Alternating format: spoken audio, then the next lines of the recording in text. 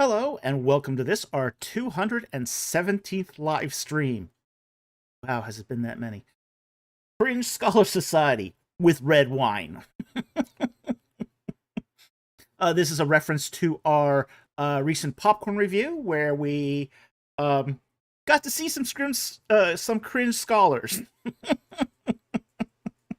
Okay, a little bit of channel business first, and if you haven't seen that popcorn review, go back and watch it. It's a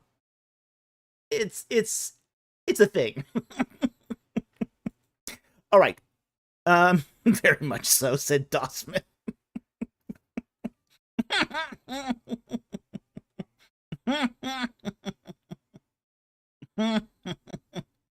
Yeah, it got quite cringe at one point. Quite cringe.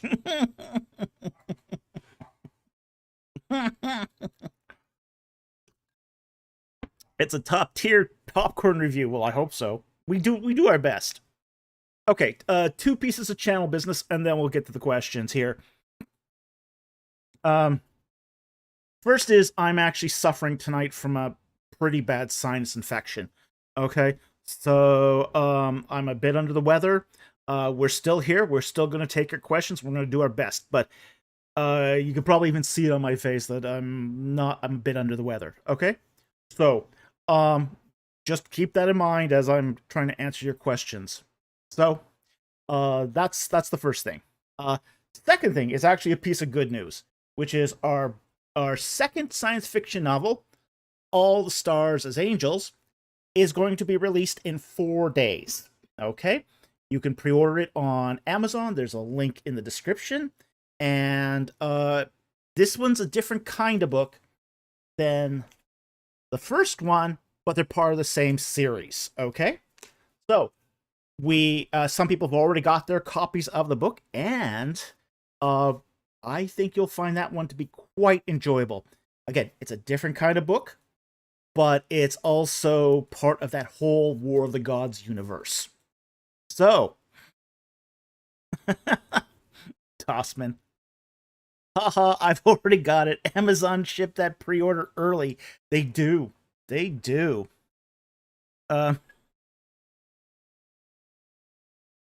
Mysterious fungus. Hopefully you can get well soon.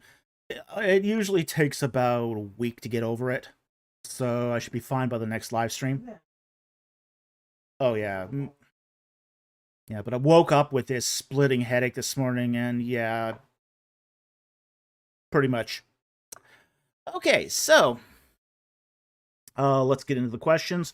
Let's again talk about the rules, because we always talk about the rules, so no one's caught off guard here. Super chats have priorities. That's true on every YouTube channel. Super chats guarantee that your comment gets seen, not that we take your question. Okay, so just because of that. So, we do take non-super chat questions, but you have to put a Q and a colon in front of it so we see it and we know it's directed to us. If there's no Q and colon, we don't see it, it might as well not exist. All right, and we will look for other comments as we go along, but a Q and a colon guarantees that we actually see it. We look for that. Only post your non-super chats once. Question spamming will have your questions disqualified for the night. If it's from something from the Bible, we ask that you include some context. So for that we need what book of the Bible it's from, what chapter, and what verse, so we can narrow it down, so we can actually zero in on your question. It helps us tremendously if we don't have to hunt for it. We do allow people to sponsor non-super chats. So if you like a question, you want to bring it to our attention, that you really want it answered, yeah, you can sponsor it with a super chat, but we ask that you put the question, copy the question into your super chat. Again, saves us time and we don't have to hunt for it. And then finally, one question per chat, no question stacking. So, that said, those are the rules, and we will get right into the questions. Okay, and we got a couple of a few non-super chats here we will be taking. And the first one here is from Christian Mauis. And he asks, I don't remember your age, but I think you were around since the 70s. Yeah, I'm around since the 70s. Which decade has been the best and the worst in your experience? Um, the 90s were pretty miserable for me. Okay. I spent most of my in the 1990s inside of doing my undergrad work and essentially working in a data center. Not fun times. Um, the early 2000s were really good for me. The early 2000s, I was starting some businesses. I started going to seminary. Um, uh, got married. Yep. So, a lot of good things happened to me in the 2000s. In that, and really, I kind of break it down by half. When I talk about good decades, I'm really talking like like the 1990s, but also, I view sort of 1995 to 2005 as being sort of a decade unto itself. Because that's when a lot of good things happened to me. So, um, but yeah, the early 2000s was probably the best decade for me. So, um, that was kind of where I sort of fall into what was my favorite decade. Ryan asked when we got married. We got married in 1999. Okay. So, um, so yeah, that's the year we got married. So, again, that was the beginning of a very, very good time for me. So it was just sort of on the end of the 90s when things started improving for me.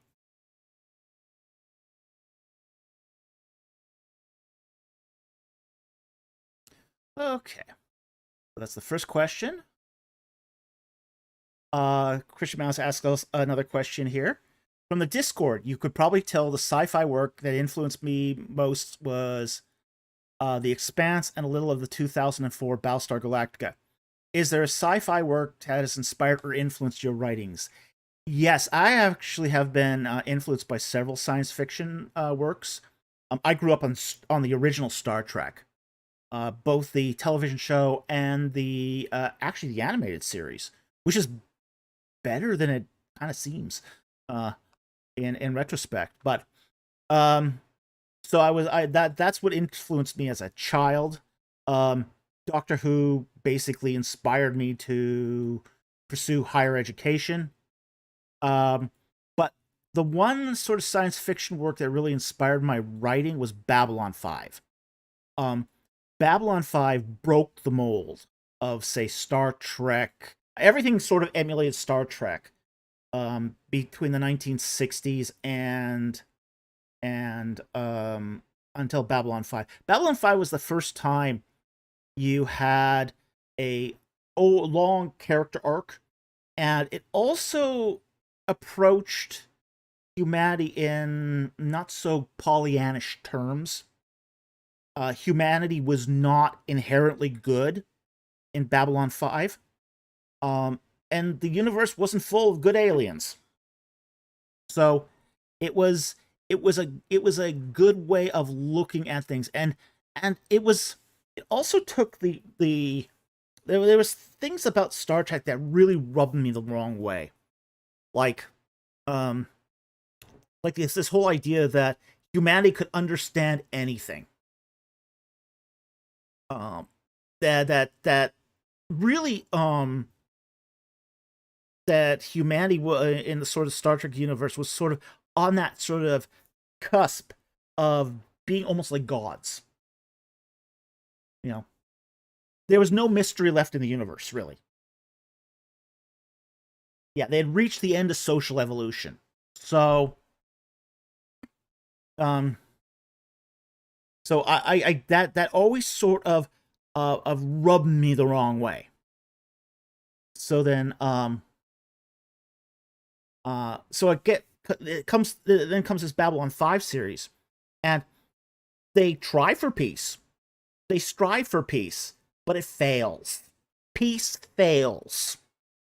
And for me, I found that very, very interesting as a science fiction where, humanity isn't on the top of the totem pole. Humanity is not on the top of the alien species list. Kind of on the bottom third. Yeah, I mean, humanity's kind of the Johnny-come-lately compared to, say, the Vorlons or the Minbari, or even the Centauri. They're really more akin to the Narn. Humanity's more like the Narn.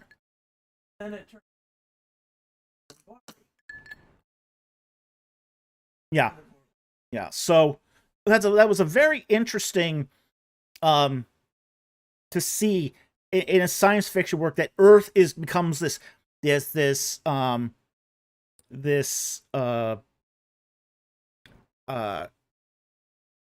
inter interplanetary power, but a really third-rate power. So that's kind of my thoughts there. AJ Higgins asks, how did Doctor Who inspire you to pursue higher education? Well, it's the Doctor. He's a doctor. He has a higher education. That's sort of kind of the premise of it. So, so that's sort of how I got inspired to pursue higher education. And he's a bit the Doctor on at least the classic Doctor Who series. He's a historian. He knows about history. He knows electronics. He can make things. He can build things. He can repair things. So, yeah, pretty good sociologist too. So, there's a lot of knowledge wrapped up in that character. So for me, that was a very enticing thing to go pursue higher education so that I could become like that. All right, let's move on to the next on Super Chat here. There's one on Mike JSB that I want to take here.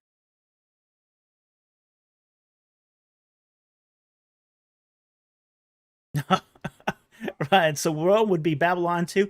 No. In the Babylon 5 series, the space stations were named Babylon.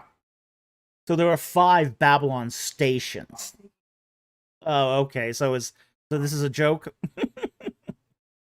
Don't do that to me tonight. It's just like with my congestion, it's like I'm gonna miss everything tonight. Okay. Mike JSB asks,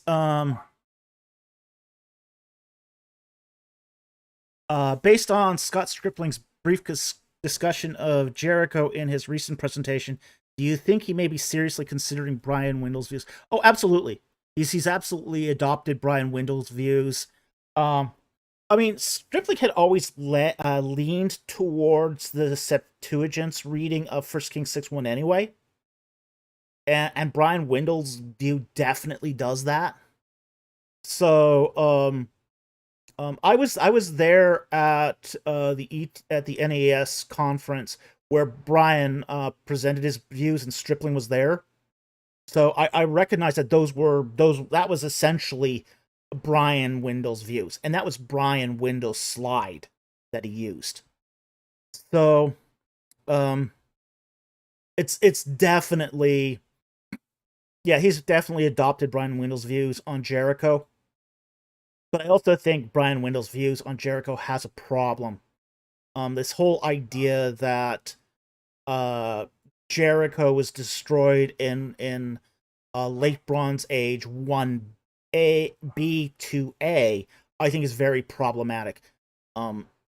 Because it's a distortion of what Nigro said, which was that occupation at the site persisted to the end of Bronze Age, late Bronze 2B.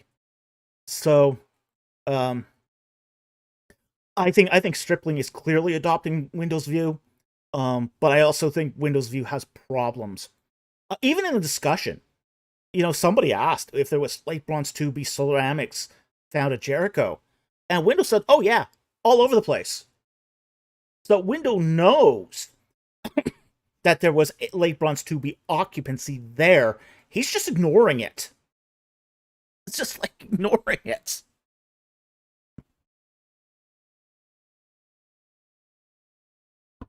So I mean, it's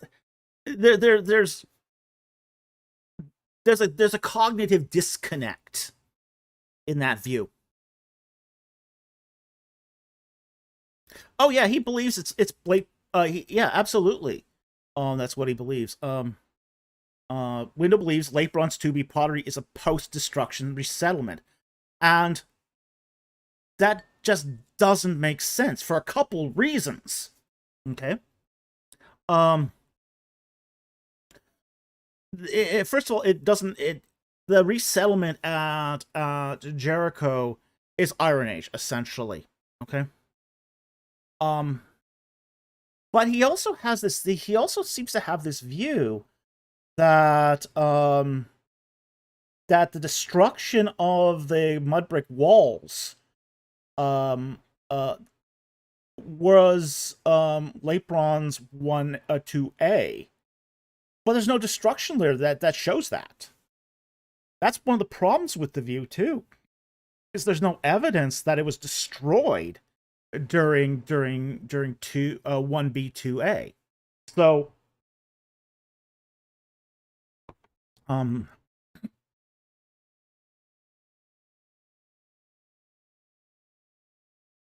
AJ says if there's a settlement there post destruction, it can only be the one from the Israelite kingship.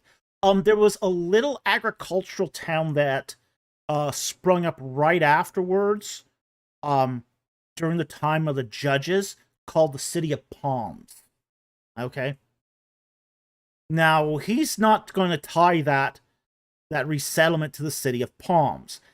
Wendell is just going to say that there was this settlement there that happened after, the Israelites swept through, and Jericho was haremed. Okay, nobody is supposed to settle it after. That's one of the things about a harem of that kind. Is that particular kind of harem? There was not supposed to be anyone settling there. Well, you do get, say, other non-Israelites settling there to form the City of Palms, but it's really a town. But it's an agricultural settlement, really.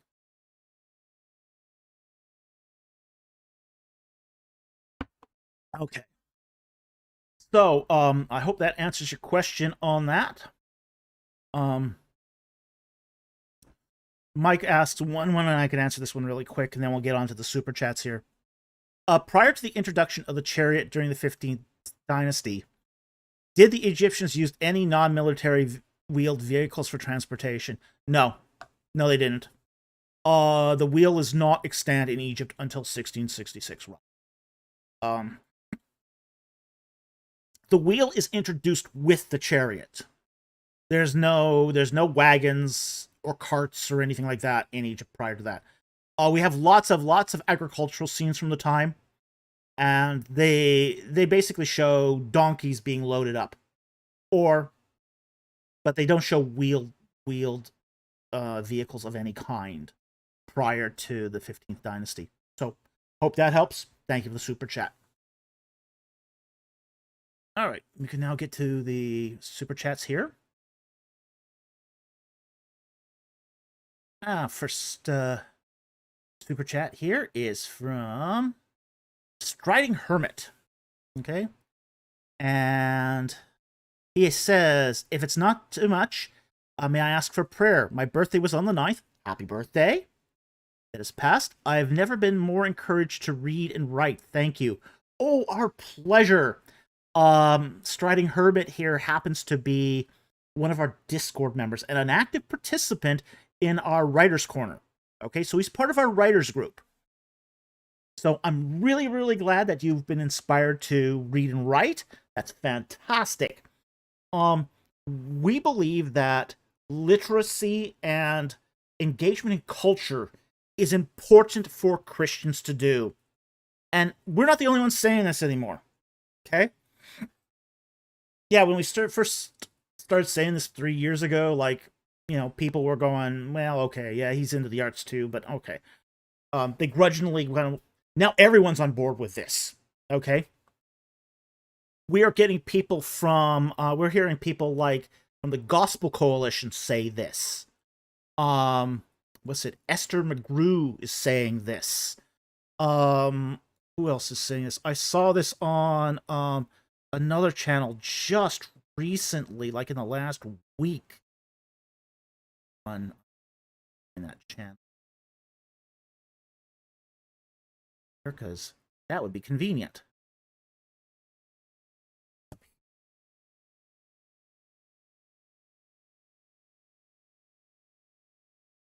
see if but I think it's called Gospel Simplicity is the name of the channel off the top of my head.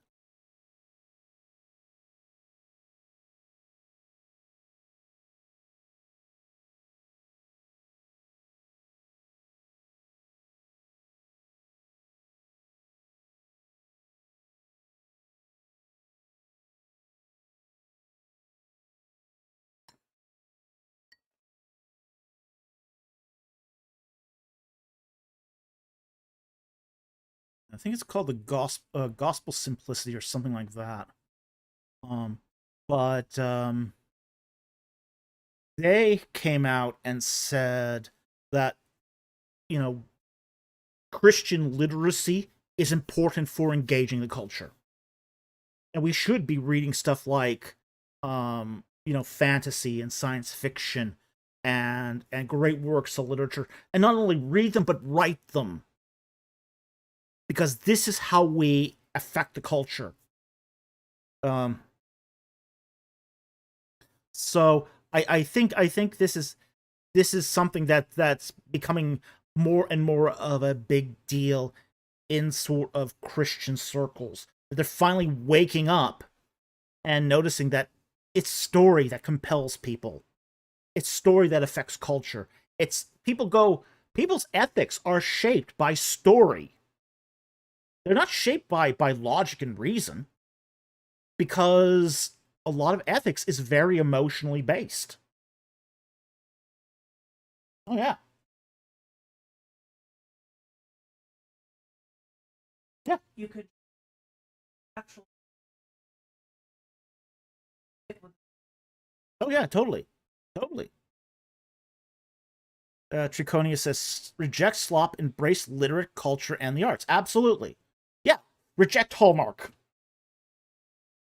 Reject Hallmark. Reject the slop. Angel Studios, sorry. It's slop.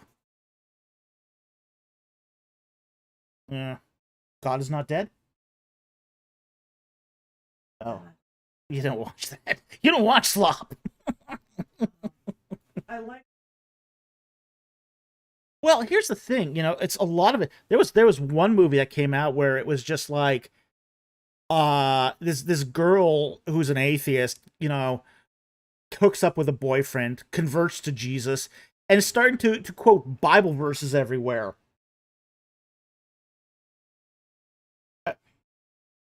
I like my brother-in-law. Okay.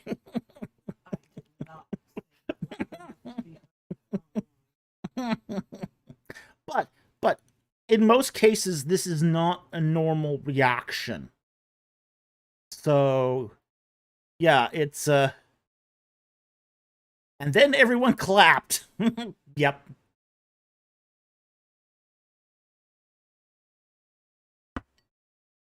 Yeah. So yeah, so it's important for us to start writing good works of fiction. Strong works of fiction. Fiction that tells the truth through a biblical lens. Okay? So I'm really glad you're inspired to write more and read more and become part of the culture. And this is how we become part of the culture, is we produce materials that engage it. And Yeah.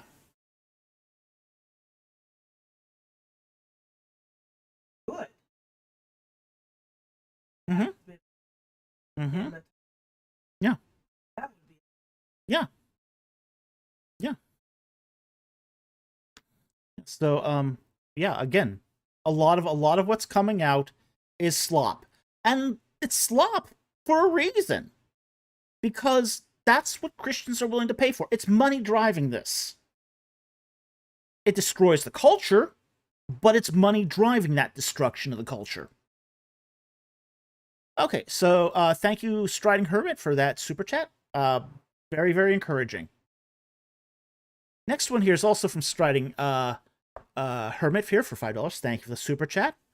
A question about writing: is it reasonable to carry a bit of guilt for the characters and the suffering they have from the stories we create?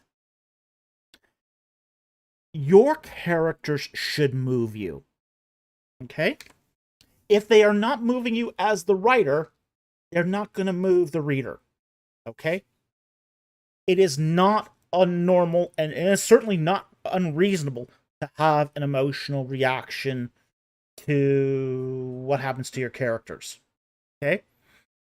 Now, I will admit, there is something that happens to some characters in this book that makes me cry. Every time I edit it and every time I read it, I get a tear. Okay? I can't help but feel an emotional reaction to those characters. Okay? So, oh yeah.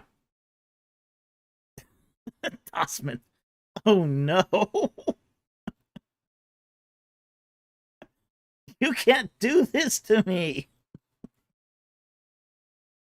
But yeah, we do. You will.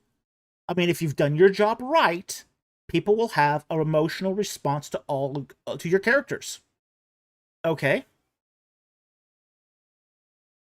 Um, in the first book, you get an emotional reaction to the characters. They are nasty, um, developmentally arrested children in adult bodies.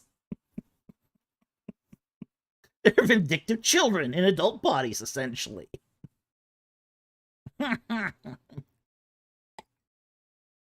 But you have an emotional reaction to that. There's one guy in the first book you hate. You should hate him. Okay? So,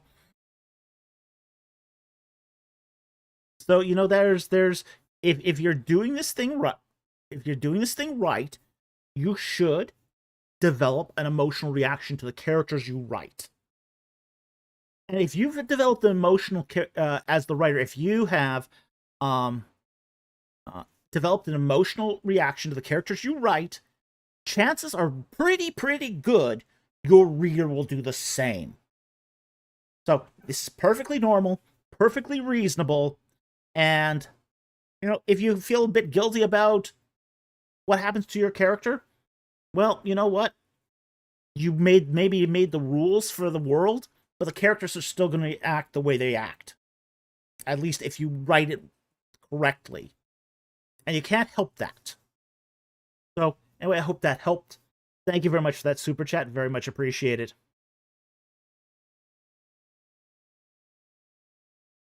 Okay, next one is also from Striding Hermit here for $5. And he says, Leviticus...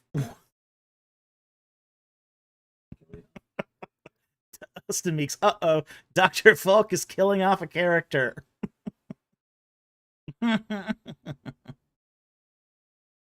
Dustin Meeks also adds, it's good writing if you can establish an attachment to the character. Absolutely, yeah. Okay, back to Striding Hermit here. Leviticus 5, verses 15 to 19. How should I properly understand the law for trespassing? Is this really about feigning ignorance? Let me go that up.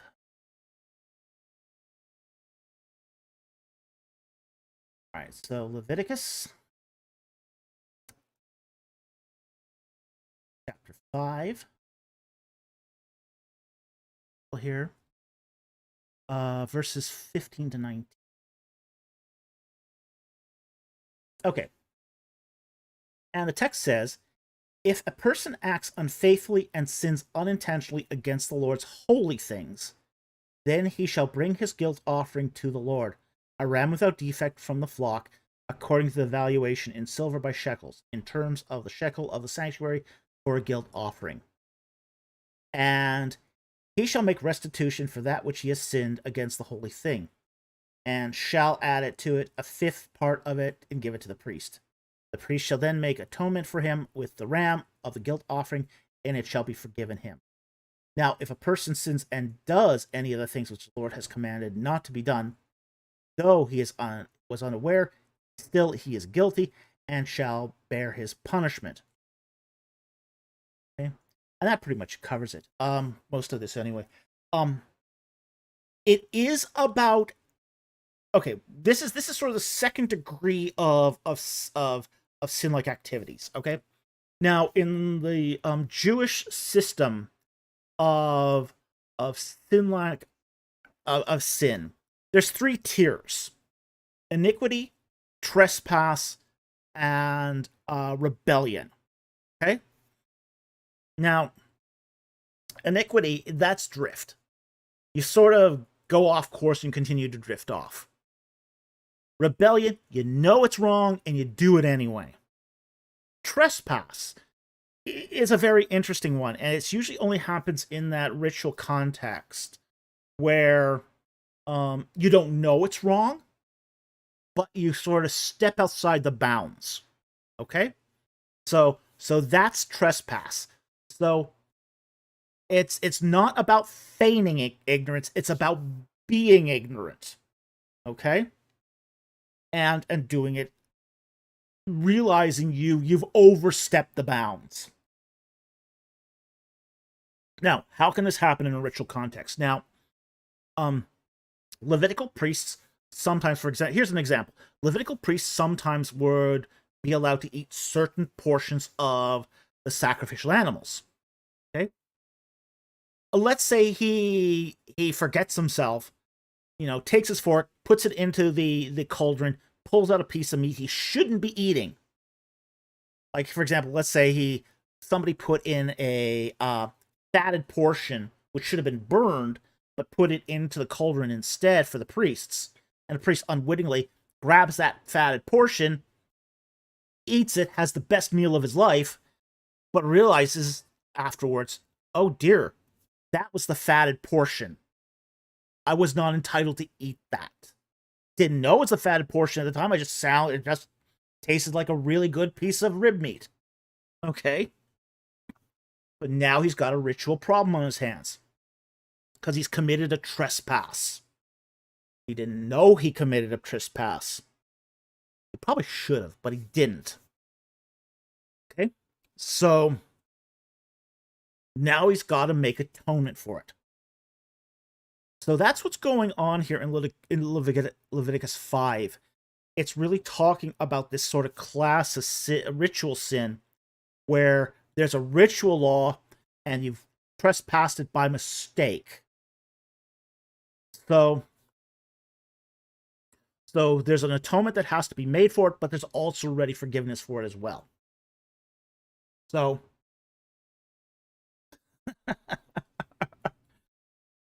Ryan, all they'd have to do is put up no trespassing signs. Yeah, not every trespass is like that, though. Okay, sometimes mistakes happen, and this is a remedy for mistakes. Okay.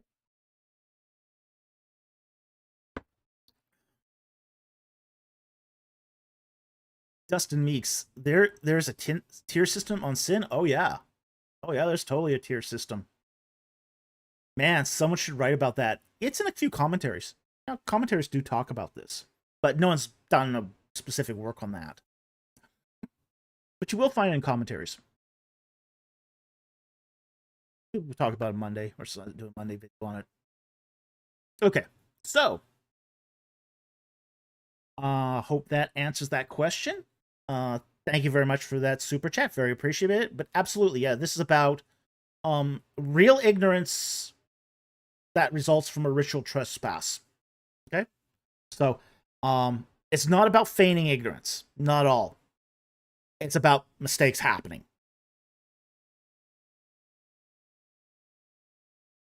Okay, next super chat is also from Striding Hermit for $5. Thank you very much for the super chat. Is it improper imagery to think of the sin offerings described in Leviticus something akin to a barbecue, minus everyone getting to eat and party? No, it's not like a barbecue. Okay. There's a burnt offering, but it's not a great way to think about it. Okay, I'll just say that. Okay, just is Striding Hermit the new name for the 18 Ministry show? Could be, could be. But no, I wouldn't describe it as a barbecue. Barbecue, you don't incinerate the meat. At least you shouldn't. Not at any good barbecues. Okay, you don't reduce. No barbecue. No, good barbecue is the meat reduced to ash.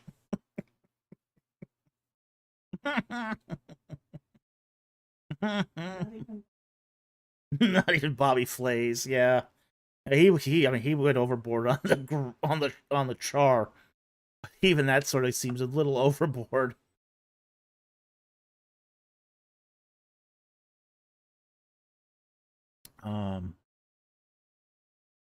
Considering Phlebas asks, hello, Dr. Falk. Hello.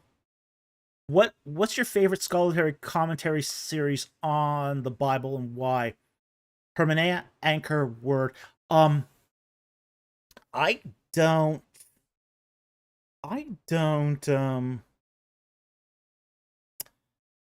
I choose my commentaries on a case-by-case basis, on a book-by-book basis. I do like a variety of commentaries. I like the Nikot and the Nicknit series. I think both of those are very good series. They're now in like second and third revisions in some cases for their commentaries. Hermeneia is a very good liberal. Hermeneia is a liberal commentary, but I think it's the best liberal commentary. It's a good commentary. I really like Hermeneia, and I also like Word. I also like the Word Bible commentary too. The Word Bible commentary tends to be better for the New Testament than the Old Testament. There's some that I would kind of avoid in the Old Testament. But overall, the Word is a pretty good commentary. Okay? So I don't have a favorite one.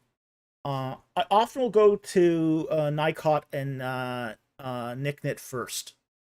So the New International Commentary, I think that's a very, very good series. Overall, probably the best series. Okay? But it's still not my favorite. I'll often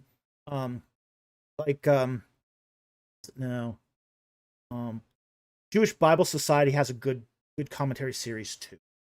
So there's a lot of good commentaries out there, and I think this is the important thing.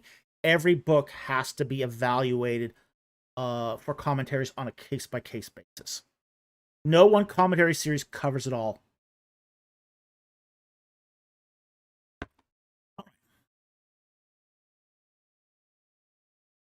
Next one. Next super chat here is from Striding Hermit for $5. Thank you very much for the super chat. He says, I pray all is well, good doctor.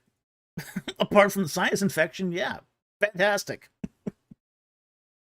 How did the Hebrews celebrate birthdays if they did celebrate them? They generally didn't celebrate them. The celebration of birthdays is a fairly recent practice, like within the last 5 centuries.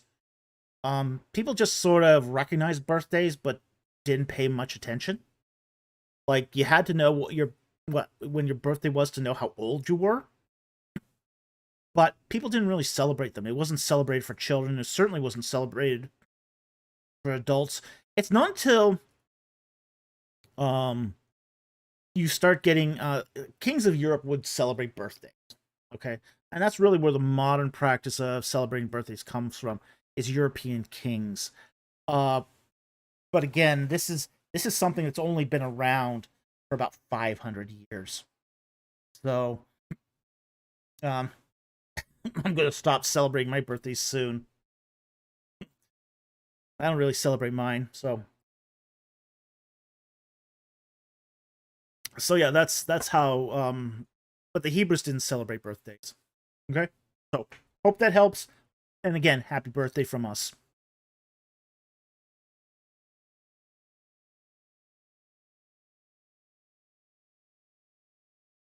Mysterious Fungus asks, um, would they in Vietnam? You don't even age up on the anniversary of your birthday, your birth. You age up on the new year. Tet Nguyen Dan. Okay, interesting. Didn't know that. Mysterious Fungus. Would they have even known their exact date of birth? They would have. Okay, and there's a reason why, especially among men.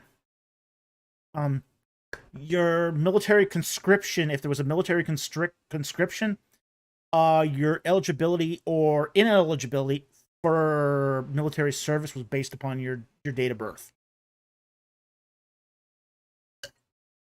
So, if there was a census done and they were calling men to arms, um, you would be eligible. Like for example, in Israel, in ancient Israel, if you were age 20 to, I believe, 25, you had to serve in the military if they had run a census with a conscription. So it was important for people to know their age for that conscription purposes. So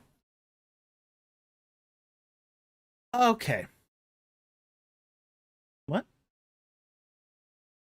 Something up? Oh, people knew. People knew when they people had calendars. Yeah. I mean, they didn't have printed calendars, but everyone knew what the day was, and they kept track of the day of the week and the festivals and all that. They knew what month it was in and what day of the month it was in, because that was important for new moon festivals. So absolutely, they would keep track of the days of the month, because you would have the Sabbath. Every week you'd have a Sabbath, and that was enforced, so everyone knew what day of the week it was. Plus, you had a new moon festival at the beginning of the month. So people knew exactly, everybody knew what the day it was, even without, say, a calendar or a watch or a clock. Everyone just knew because that was part of the ritual cycle of the culture. So when someone gets born on a day, they knew it.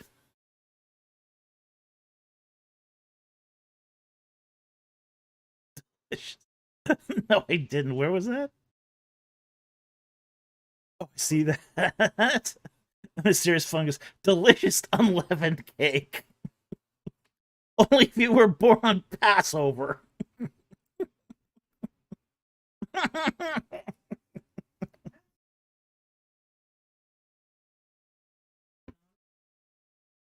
Yeah, I already read that one out.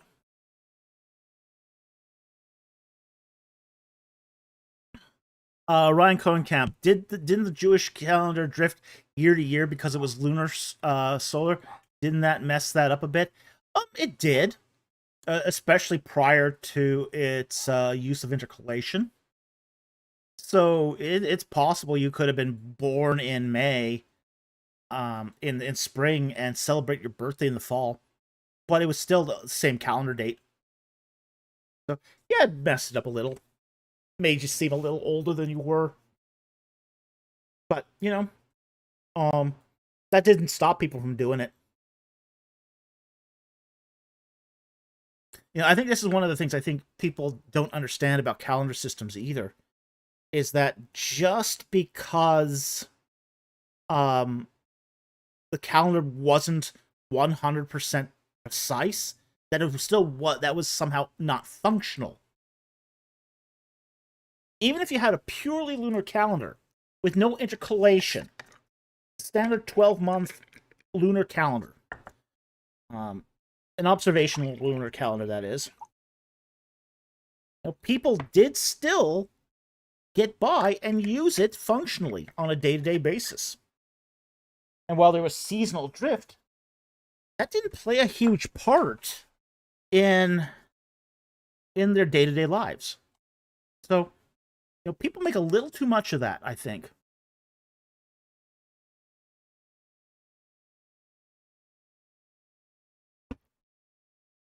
Dark Way glows. The Chinese lunar calendar should be arrested from drift. It's pegged to so that the winter solstice is always supposed to happen in the 11th month. Yeah. Well, a lot of cultures found ways of preventing that drift. The most common way was intercalation, which is to add a few days here and there. But not every culture did that. Intercalation, a new 50-cent word to drop at cocktail parties. Can you use it in a sentence? Oh, that's fun. Okay. Let's get back to the super chats here. Alrighty. Next one here is from Tim Miara. For £2. Thank you very much, super chat. Psalm 1:6. What does the way of righteous mean? I'll pull it up. Psalms. Okay.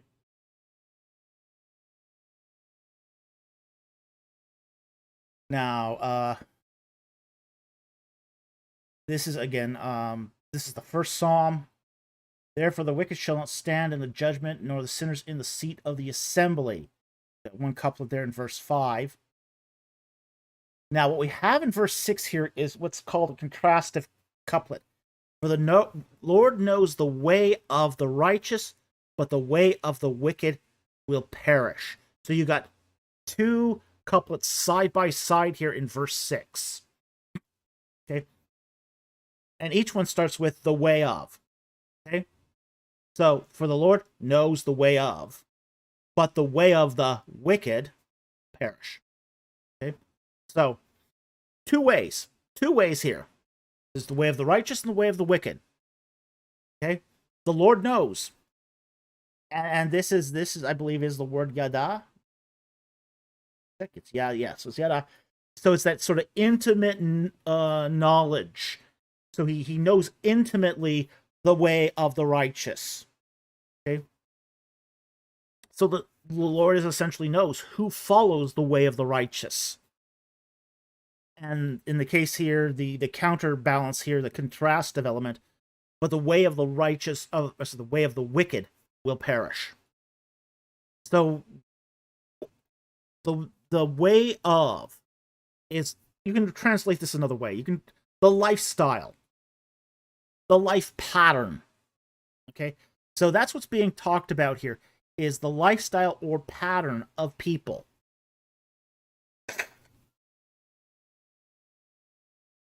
So you could translate here this as the way of righteous people, how righteous people live. For the Lord knows how righteous people live. But the wicked, the way the wicked live, will cause them to perish. So the way of the righteous is basically those who decide to follow the Lord and the path that the Lord sort of deems as being for the righteous. Okay? So I hope that helps. Thank you very much for that super chat. Very much appreciated.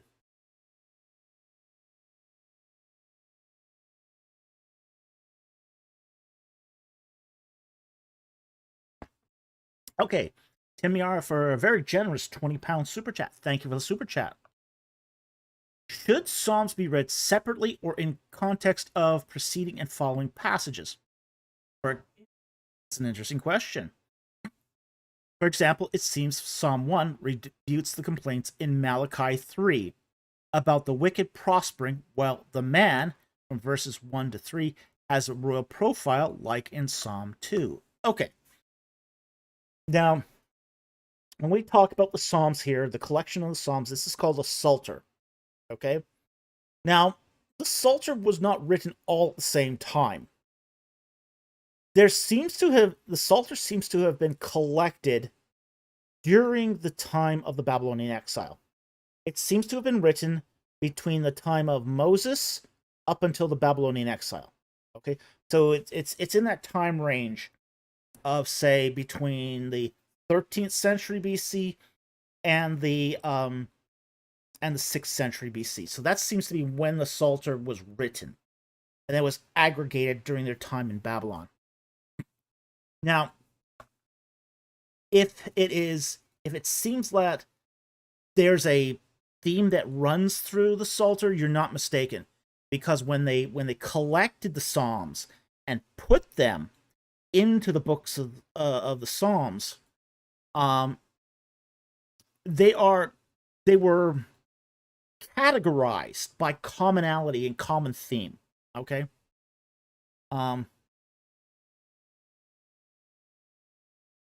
Ryan Concap, any tidbits on the 5 books of Psalms and what those were?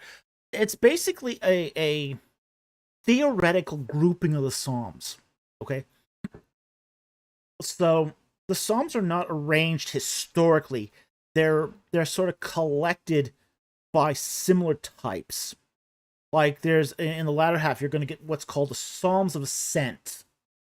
You know, Psalm 122 is an example of this. These are psalms that are very similar in that they're used and they're sung. The psalms originally were sung.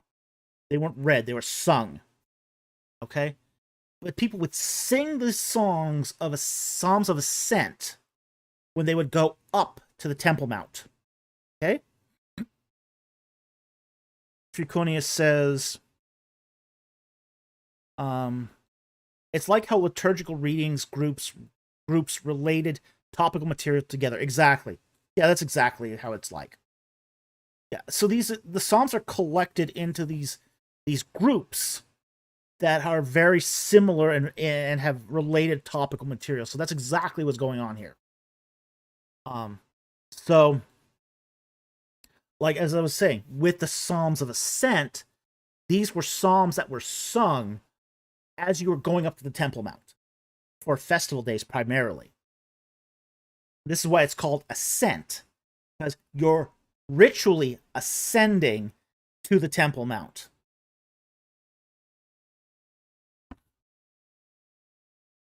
Matthew Scarborough asks, know any good resources on how Jews use the Psalms liturgically or from festival to festival? Just trying to think. There was a book I ran across recently on basically talking about the background of the Psalms, and I can't remember the name of it at the moment. I didn't look at it very long, so I can't say it's not, but it did go into that sort of background detail. So I know there's a book out there on this. I just can't remember what it is.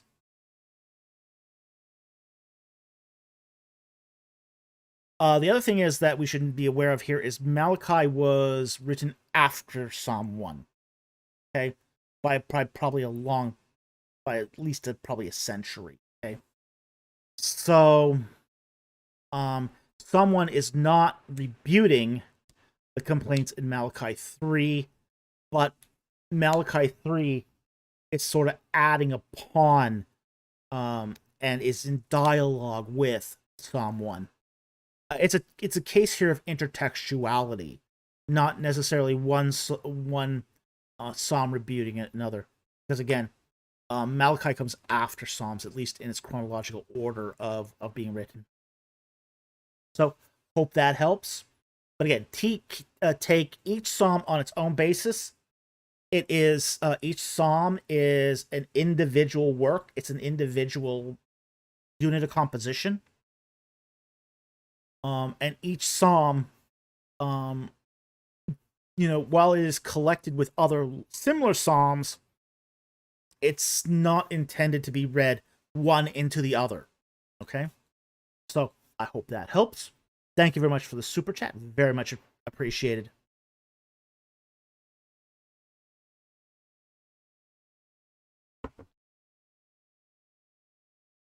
Okay, next super chat here is from Dosman. Okay. Will there be another book stream? I'm also excited to start reading it. For All Stars as Angels, yes, there will be another book stream. We do these book streams 1 month after the book is officially released. So I'm just going to look up the date on that. It looks like it's going to be August. We'll probably do it on August 20th. Do that live stream on August 20th. Just double check my calendar here just to make sure we're good for that.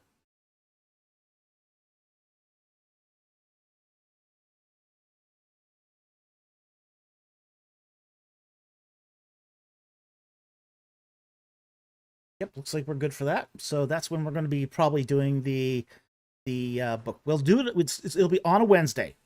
Okay. So we do these book streams on Wednesdays, so it doesn't interfere with the live stream on Friday or the teaching video on Monday. Okay. But we will be doing another book stream where we'll answer all your questions on, even though specifically on All the Stars as Angels. We'll also take questions on Reliquary of the Dead 2, since the two books are they're sequels. Okay, they're from the same series and they're joined at the hip. So absolutely, we'll be doing another book stream. People will be allowed to actually call in and interact with me directly on that. We don't do this very often, so it's a rare opportunity to talk to me person to person.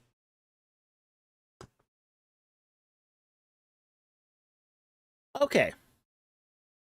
So, thank you very much for that member question. Andrew Guler asks, Joel 3-4 to 6 says the Phoenicians and the Philistines sold Jewish captives to the Greeks. What time does this fit into? All right. Take a quick look at that. Joel, chapter 3, verses 4 to 6. Moreover, what are you to me, O Tyre, Sidon, and all the regions of Philistia? Are you rendering me a recompense? But if you do recompense me, swiftly and speedily I will return your recompense on your head. Since you have taken my silver and my gold, and brought my precious treasures to your temples, and sold the sons of Judah and Jerusalem to the Greeks, in order to remove them far from their territory. Okay. Here's the problem with dating Joel. Is nothing here really is a good date mark. Okay? It could easily be 9th century BC. It could also be 5th century BC, or anywhere in between there. Okay? The problem is there were relations between the Mycenaeans and the Jews and the Israelites as early back as the 10th century BC, or even earlier. Okay? So don't think Joel here is very insecure. Ooh, ouch. That was funny. Yeah, so just because it says Greeks here does not mean it's Hellenistic. It's, in fact, there's been trading relationships for a long time. In fact, one of the things we know, for example, from say the David and Goliath narrative, is Goliath was a Mycenaean mercenary because he wore bracers, and bracers were a form of Greek armor Okay. So, um, so there is that that idea here that, you know, it could be any time, as I said, between the 9th century, and we think 9th century because that's sort of when we sort of peg the beginning of, say, the rise of, say, the school of the prophets. uh and we believe that Joel is among that school of the prophets. So that's going to put the earliest terminus date sometime around the 9th century, but it could be as late as the 5th. And that's sort of where I would put Joel overall, somewhere in between there. So unfortunately, we can't get any more exact than that. I don't think we have enough chronological data from um, from, say, the Book of Joel to know better. Even the Phoenicians, you know, that Phoenicia's going to date to the 10th century, so because we're just sort of kind of guessing at this point. So hope that helps. Not, I know that's not a great answer, but it's the best we got for this. Okay, Joseph for $2. Thank you very much for the super chat. Thoughts on the new perspective on Paul? Okay. Um, there's sort of two angles on the new perspective of Paul. One I think is actually okay. Other I have problems with. The first on the new perspective of Paul is that what Paul is trying to say through his epistles is that the gospel gets you into what's called covenant community. Okay, and the idea is that to become in Christ is to become invited into the covenant community of believers. Um, so that's very that's sort of what I would say is the positive angle on the new perspective of on Paul. Now, some people have taken that and sort of run with that concept and basically said, well, the new perspective on Paul implies that Paul created Christianity from this itinerant preacher named Jesus Christ. And that Christianity was the creation of Paul. I don't think that's true. I think that's sort of the negative aspect of this. I think they've sort of taken what, say, the new perspective originally positive and gone too far with it. Okay? And that part of the new perspective I would definitely deprecate. It's clear that Paul is more or less preaching what Christ preached. So, um, so, uh, so it's kind of like my view on the new perspective on Paul is sort of, well, one part's okay and the other part isn't. So, in its base sort of formulation, I don't have a problem with it. The whole idea of covenant community, I don't have a problem with it. The whole idea of it being Christianity being Paul's creation, yeah, I think that's hogwash. So, anyway, I hope that helps. Thank you very much for the super chat. Very much appreciated. Dustin P. Meek says, when will the sequel to Reliquary of the Dead be available? You got me curious who's biting the dust. The sequel will be available in 4 days. Some people have already got it. Okay? And by the way, this also is not the end of the series. Okay? We have a third book that's almost complete. We won't be publishing that, though, until probably 2026. Because I got other projects I need to get done. So there is a third book underway as well. And I have story ideas for books 4 and 5 too.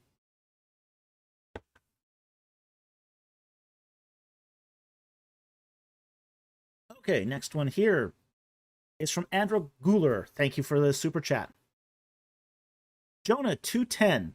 given that Nineveh is landlocked, the nearest that the fish could have spat Jonah is shore is off the coast near Aleppo. How long would it take Jonah to get there from there to Nineveh? Not that long, actually. It only takes about a week to travel there. It's really not far. So, they could. I mean, he could probably make it on foot in about a week. Maybe two if he dawdles a bit. So, yeah, if you're going from Aleppo to Nineveh, it's not that far geographically. As long as you've got the provisions, and caravans went through there all the time. So all you'd have to do is really hook up with a caravan and go along with them. So, people did get around. This is one of the things that I think that people don't understand is that people just were able to travel quite a far distance just on foot. Just that they normally didn't do it. So it wouldn't take them long to get there. Armies were able to get that over there in like a week. So you got an army going over there in a week. Yeah, it doesn't take that long.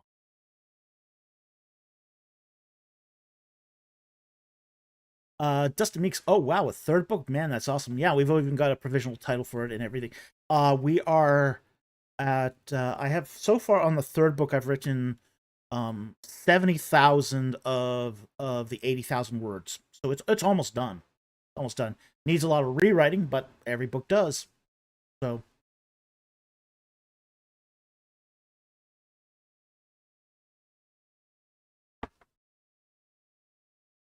Mysterious fungus. What do you think the fish was? I heard an interesting theory that it was referring to Leviathan, or that it was a metaphor for deep swallowing up Joseph and washing him to shore. I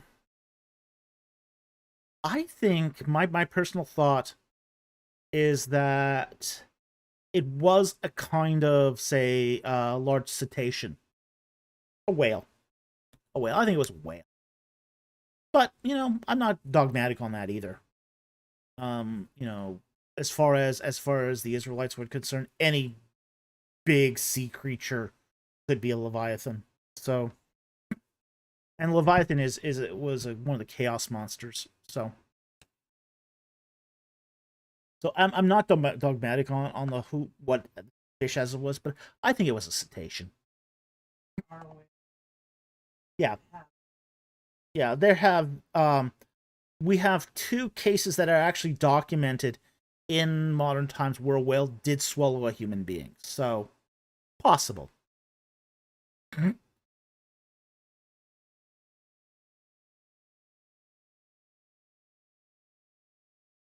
Ryan says, was the Book of Jonah intended to be satire and not a real story? No, it was intended to be a real story. It was regarding a real person. Jonah, was it son of Abai, I think is his name. Amittai. He's a real person. He is recorded in the Book of Kings. Okay? So I don't think it was satire. But I think it was an event that is extraordinary. Like, extraordinary events never happen in the Bible. Okay? So, take that for what you will. Considering Flibus, did Jonah survive being swallowed by the whale, or did he die and come back to life? The latter. Okay? He died and came back to life. No one will survive being swallowed by a whale. You'll run out of oxygen if you could even breathe in there in about 10 minutes. Okay? You're not going to survive being swallowed by a whale. It just won't happen. All right? So, whales don't come with their own oxygen tanks.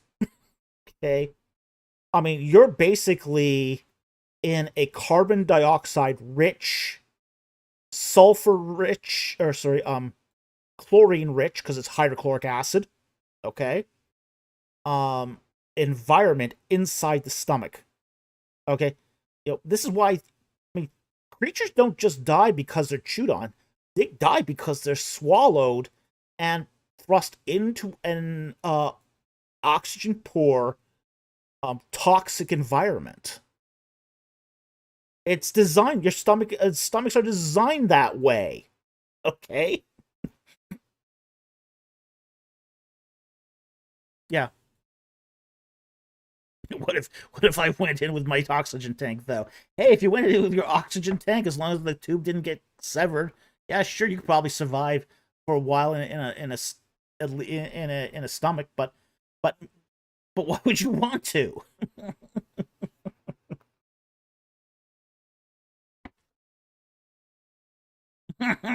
Mysterious fungus. Are you sure? My whale came with a free oxygen tank. Speak for yourself. Well, that's quite some whale tail.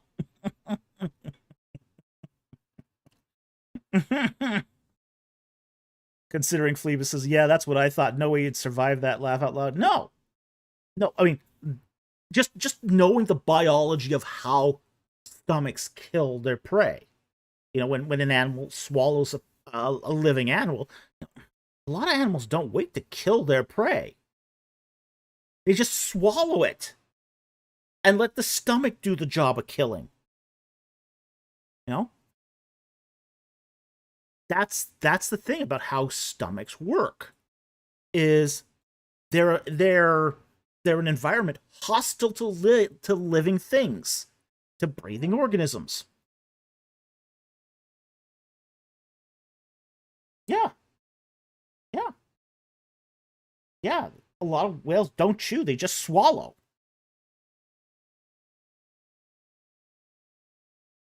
And there's no room in there, so there's no air, very little air, and it's a toxic environment. No, it's not some cavernous cave that you see in Pinocchio. Hardly. Of course, Pinocchio wouldn't have had to have breathed because he was. Geppetto did, yeah.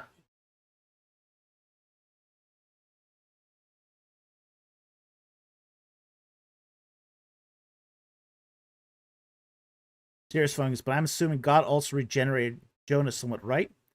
Wouldn't cause one of the acids to solve him somewhat? Yeah, somewhat. Not quickly. Okay, not quickly, but but then again, too, this is about resurrection.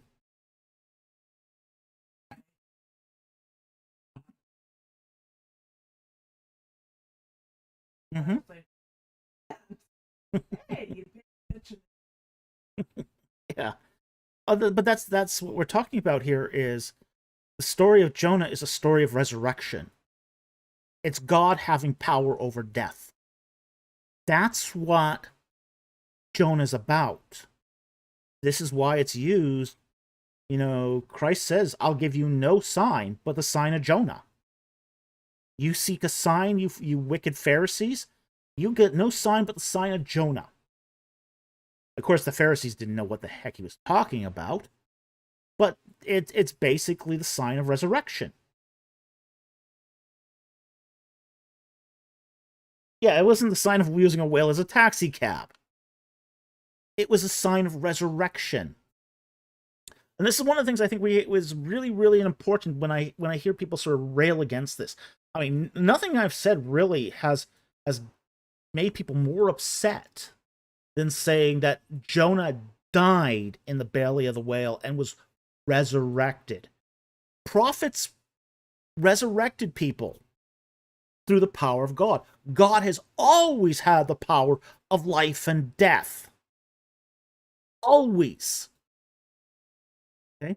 There was the time when I think it was the Simonese woman who had her son died, and the prophet went out of there, resurrected him. Yeah, the widow's son of Elijah. Yeah, exactly. This has always been the prerogative of God to resurrect people. Jonah is, in many ways, the antitype of Christ's resurrection. Or sorry, it's the archetype. The archetype. He's the archetype of Christ's resurrection. He goes in the grave for 3 days. He's dead. And then the Lord raises him from the dead. So, but that's what resurrection is. It's a full restoration. It's a restoration of the dead to the living. So, absolutely, Mysterious Fungus, you are probably dead on here when he said God also regenerated Jonah. Because that is part and parcel to resurrection.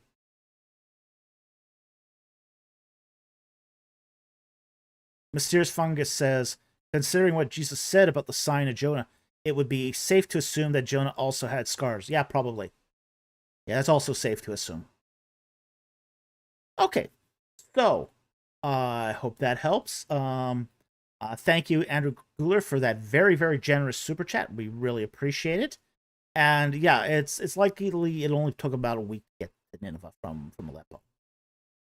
Okay, next one here is from Andrew Guler for $10. Thank you very much for the super chat. Any more movement on an audiobook? Yes, there is movement on the audiobook. There's also been a hiccup too. We did do some audio recordings of the audiobook, and the first couple chapters weren't great. So I have to decide what to do about those, whether to have them re-recorded or fix it through editing with what I already have. But I haven't yet decided on that because we have other projects that also require my attention at the moment. So there has been movement on it, but there's also been a snag as well. All right. So, Ryan says, just don't record the audiobook when you have hiccups. Yeah. Jack Ray, audiobook blocked by literal hiccups.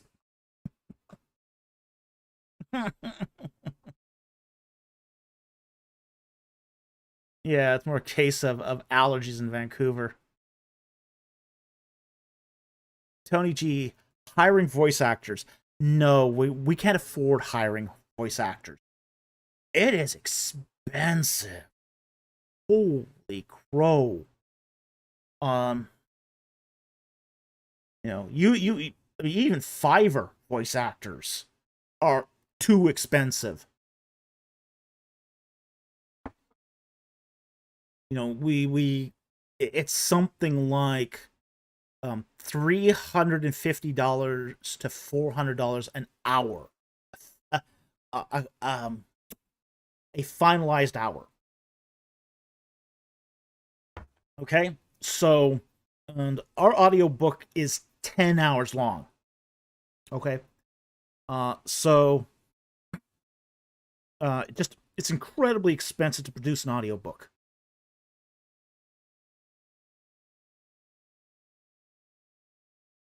Dossman, $1 an audiobook, that's my rate. Well, real expensive to get them produced, really expensive and really time consuming. It is a crazy amount of work. And look, I don't begrudge voice actors for charging that rate. It is expensive. So yeah.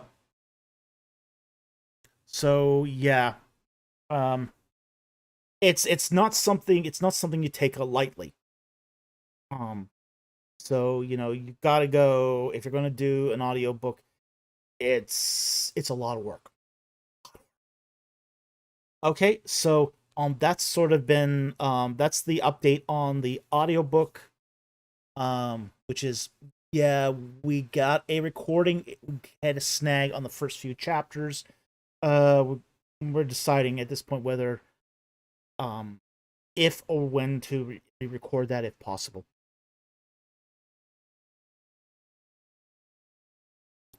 Dustin Meeks asks, how much would you need to charge to make the money back since it is so expensive? Well, you know, we're not making any money off of this, really. Uh, the average cost of an audiobook seems to be about $20. Okay? So, um, and, people, sometimes will rail about how much an audiobook costs, but the production costs of an audiobook, believe it or not, far, far exceed a printed book. I mean, a printed book, you don't get much money back. I think the royalty on the royalties we're getting on the physical books is like $2. Okay, audiobooks, it's not much better. So, hey, Mama's here. Wonderful.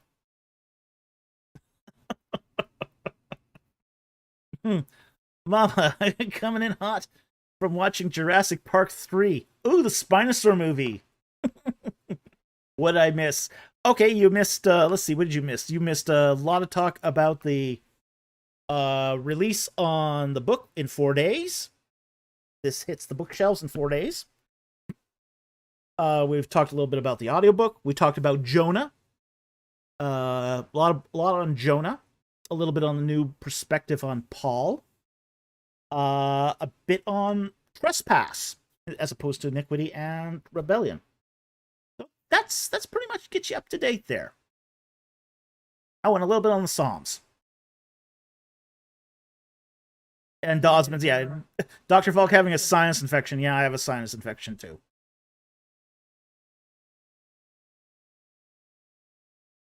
Alrighty. And yes, we are doing another book stream. We also announced that we'll be doing a book stream on Wednesday, August 20th. So. Okay, so next super chat here.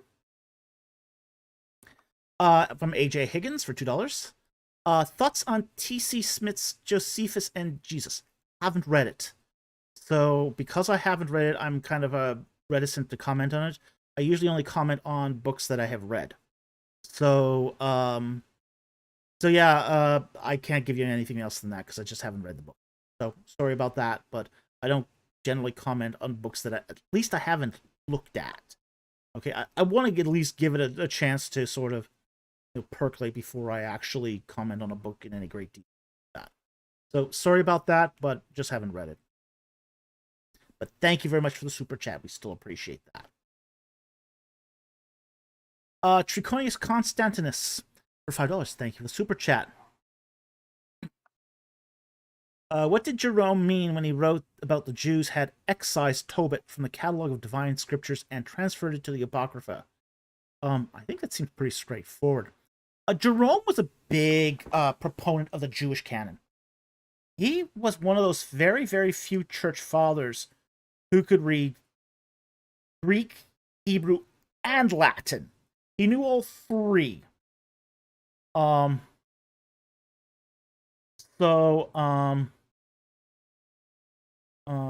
is a lot of, say,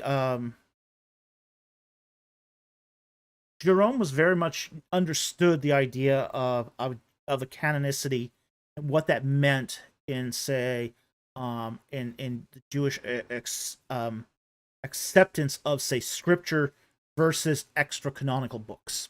Okay, so Jerome held that in very, very high regard, which is why he rejected the Apocrypha as scripture.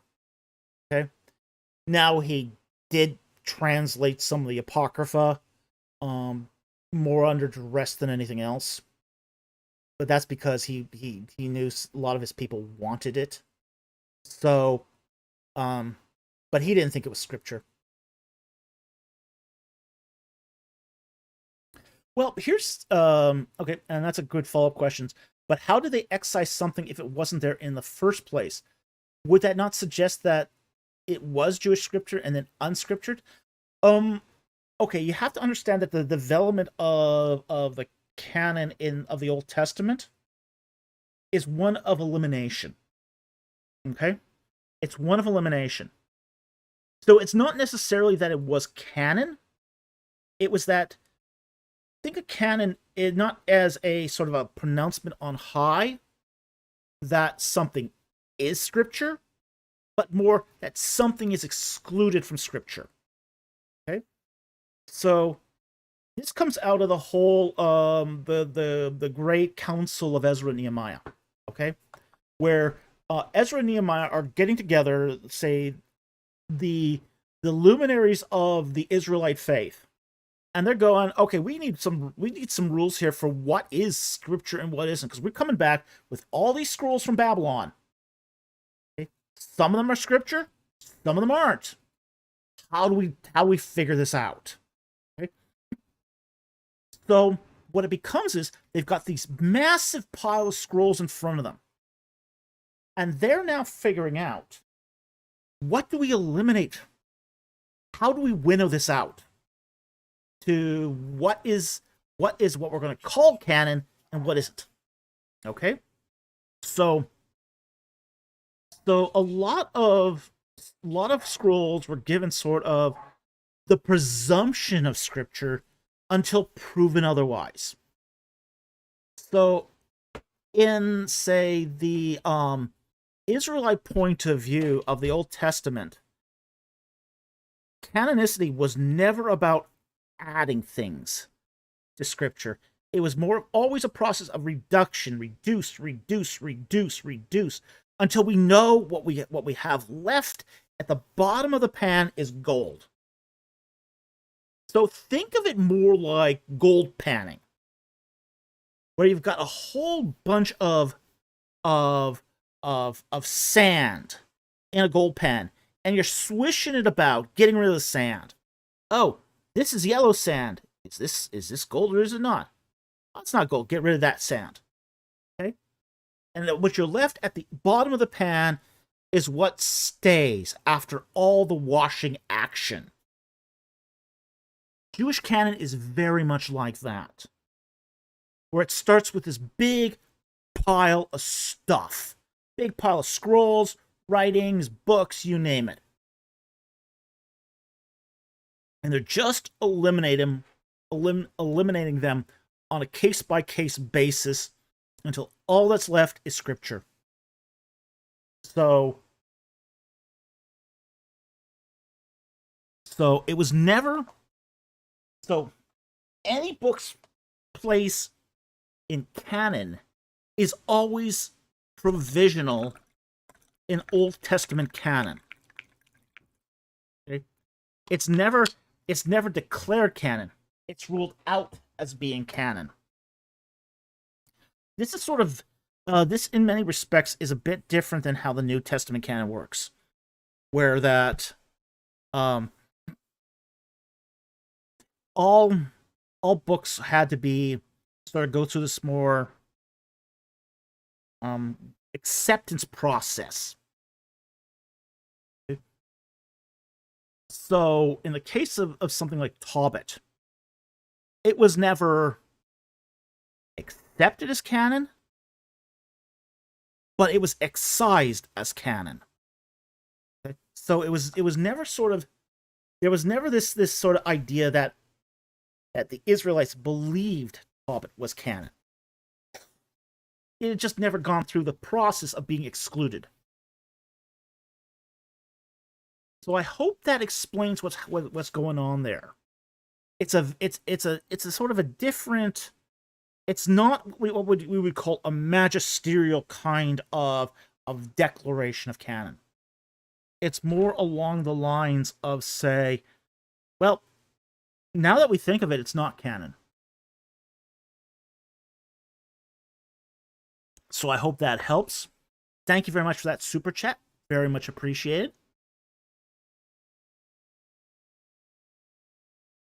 Oh yeah, there's a whole. I did not mention the criteria for canon either.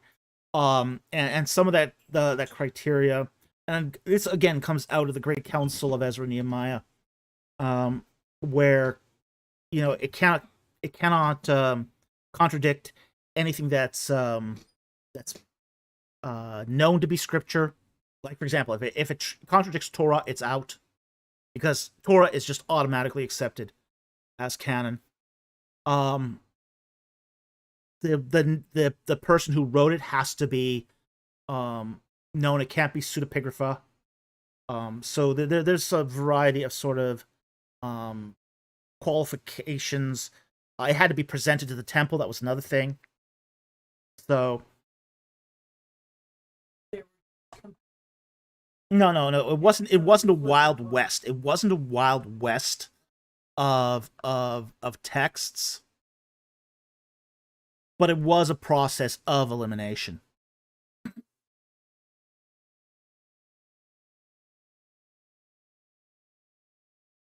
Mysterious fungus.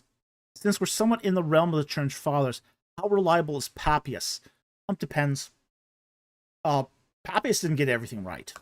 Okay, I like Papias. I think he was an interesting father.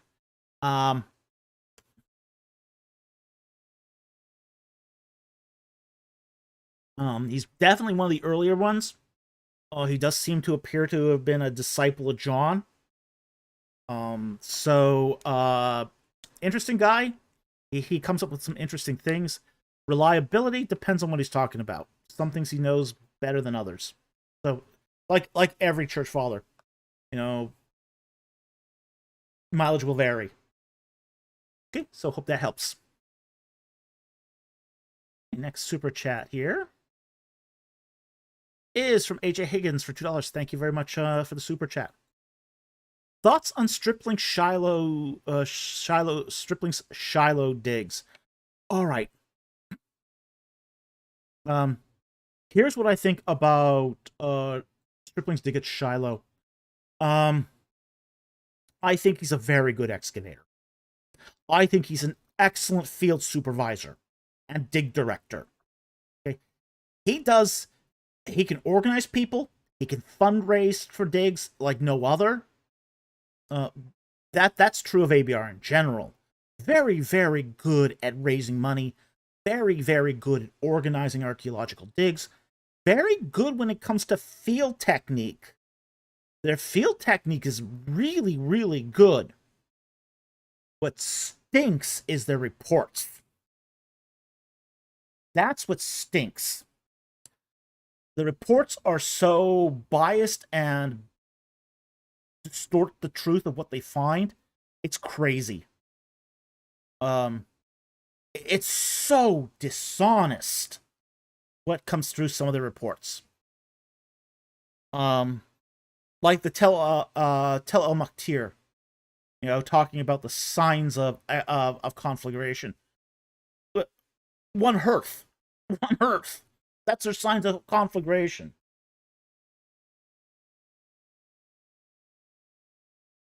So, yeah. So I really don't. I think some of the stuff they found is really interesting. Really interesting. Ryan says, can we glean anything useful from ABR's dig, even if they distort stuff? This is the problem. They have found some very, very interesting artifacts at Shiloh. Shiloh was not fully excavated, so there was a lot of opportunity for ABR to go back there and dig some more and find more stuff. I think that the original archaeologists that dug at Shiloh gave up too soon, because a lot of them were biblical minimalists. So there was this idea that, well, we didn't find anything at Shiloh, so there's nothing there, and it sort of more or less confirmed their biblical minimalism. So responsible archaeology gave up on Shiloh way too soon because of ideology. Okay? But this let ABR go back there and dig, because it was seen as a sort of an exhausted site. So then, when it comes to what they found, we can't trust that they're going to get the context right. How can we glean something when they're not telling us the truth about the context? Yeah. Yeah. Yeah. I mean, if they found, say, a piece of gold foil there, Very interesting. And it seems to be shaped into a human face. Also very interesting. They've also found their horned altars. Really, really good. Okay. Pottery typology would not trust them one iota. Um, so, um, it's a real shame because they could actually be doing something useful here. They could. Yeah, they could be. If it wasn't for the fact that they were so ideologically driven about the date of the Exodus, and it colors everything they do. Colors absolutely everything they do. So, uh, they've become more of a problem than a solution.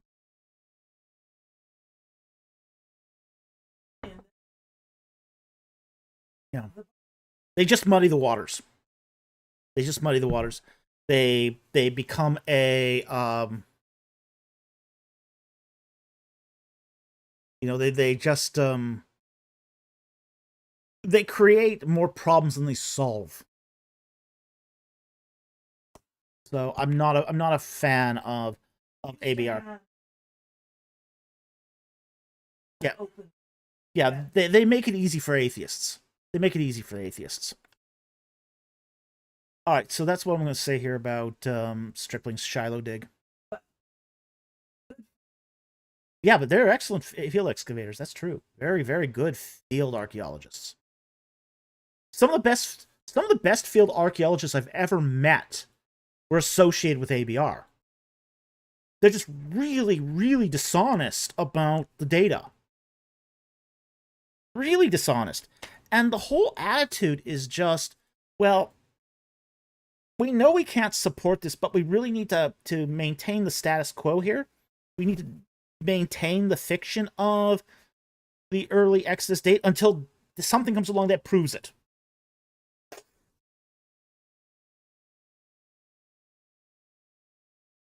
Yeah, they ignore all the contradictory data.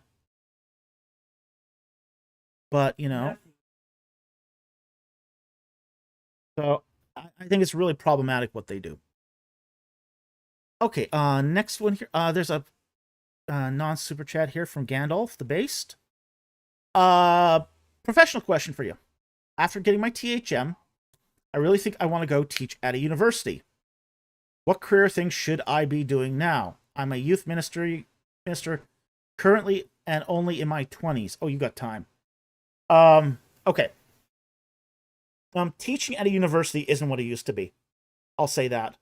It used to be a really good gig. Okay, it used to be a place where you could do a lot of research. And now it's very political. Even at, say, Bible colleges, it's very political now. So, it's tough to teach at universities now. Really, really tough. Let me put it this way. Teaching at a university is kind of like winning the lottery. Or signing on with the NBA. Think of it that way. Okay? One of the things you should be doing is having a second plan. Okay? Or third plan.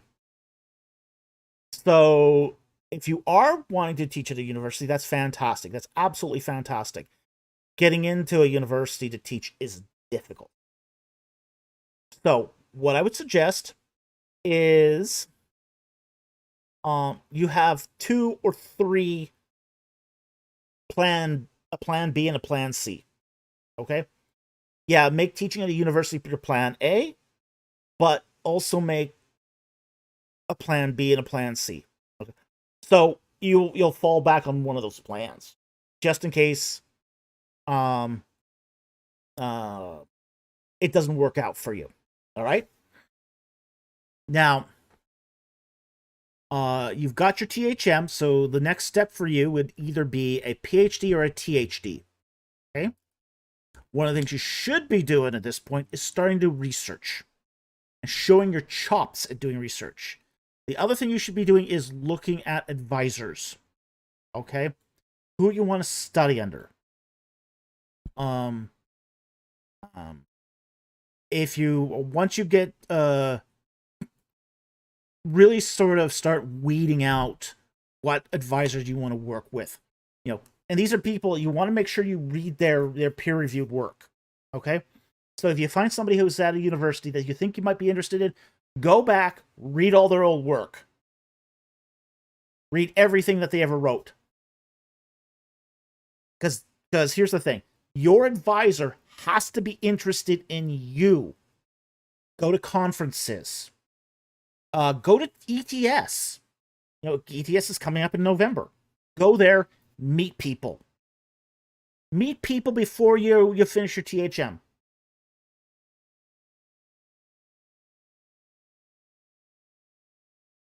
Yeah.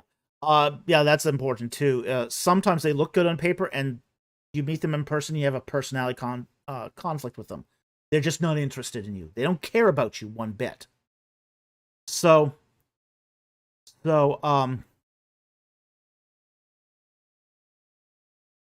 yeah. Gandalf says, okay, that's fair, but what is even the process to get higher? Like, I have no idea how that works. Here's the process of how it works. Get hired is you usually finish your PhD, okay, THD. You'll usually do a postdoc somewhere. That's hard to get, okay? Once you do your postdoc, then you might, or fellowship, sometimes they're termed as fellowships. Once you do your postdoc and your fellowship and you do produce some more research, then you can start applying for these jobs, okay? And at that point, you're competing with 1,000 other people. Yeah.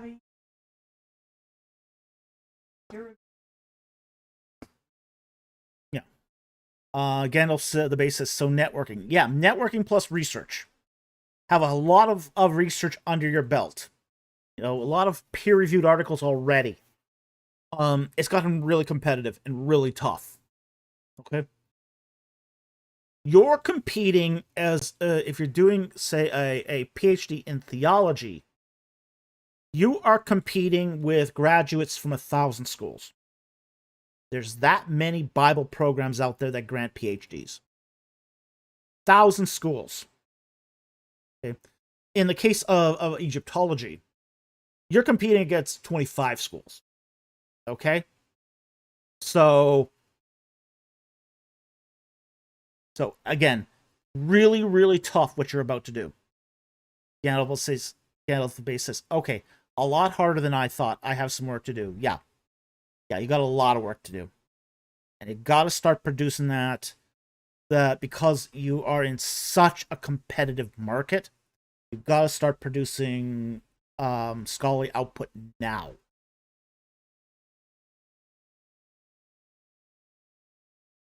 So, yeah, you got a lot of work ahead of you. Again, the more competitive the field, the more work you have to do. Get attention in the field.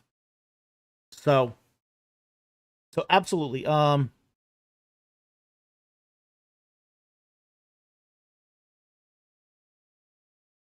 Gandalf says, I appreciate the advice. Hey, it's our pleasure. Hey, we want you to succeed. Okay? We want you to succeed. We need more people in the universities who can handle this material responsibly. So we want you to win here. But that's how you're going to win. Is you're going to do a lot of research. You're going to get it all. You're going to work crazy hours. Okay? You're going to end up working like I work. Okay? You're not going to have fun. Okay?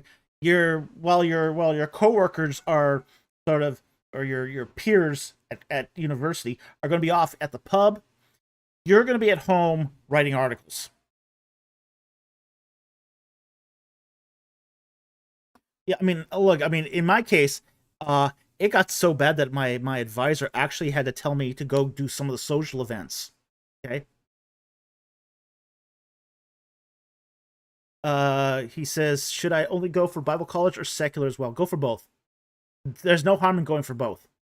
But I'll tell you what, the secular schools are going to be really, really interested in your research. The Bible colleges are going to be more interested in your denomination. No. Yeah. What? Yeah. Yeah, secular schools don't care what the date of the Exodus is. But a Bible college is going to be very, very much more interested in what is your doctrinal persuasions. One. Yeah, 2 hours of interview and one question, yeah. Okay. Mama, would you chill and go party a little? Yeah, that was more or less what he said. Yeah. The fact is, I completed my PhD dissertation in 2 years, and yeah, he wasn't prepared for that. My advisor wasn't prepared for anyone to finish under 4 years.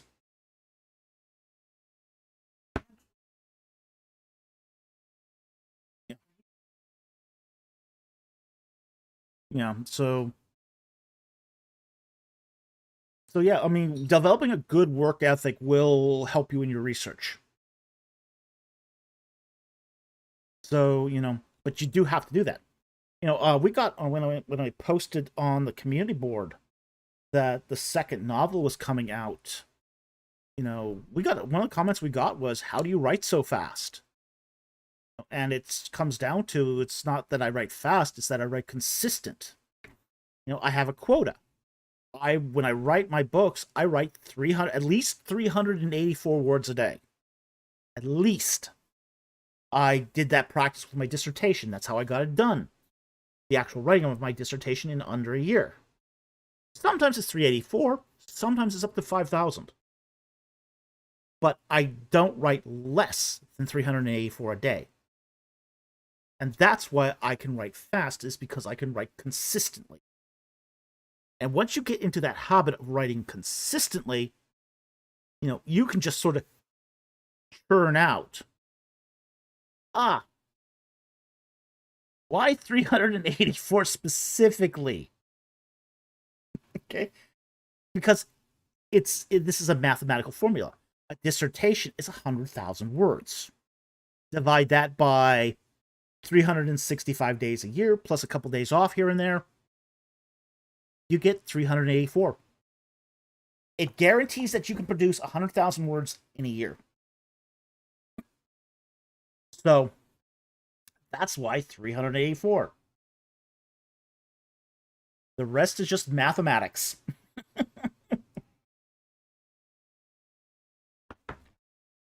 Okay. Let's move on to the next super chat here.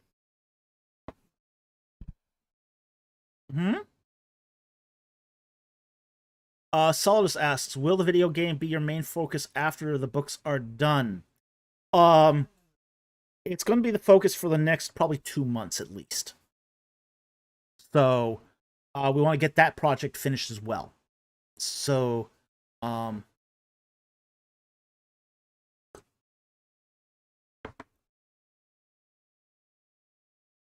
says 100,000 divided by 384 equals 260. Yes. Yes, it does. Yeah. Well, we are assuming here that you're going to need some time for editing. We're also assuming here that you might want to take off the Sabbath. So, Dossman says that doesn't sound so bad that way. Yeah. 384 words is like a page and a half, double spaced. A single page is 250 words. 384 is just like a page and a bit. So, yeah, it isn't so bad. You can actually churn out 384 words in about half an hour, 20 minutes if you're fast. It doesn't take long at all to churn out 384 words.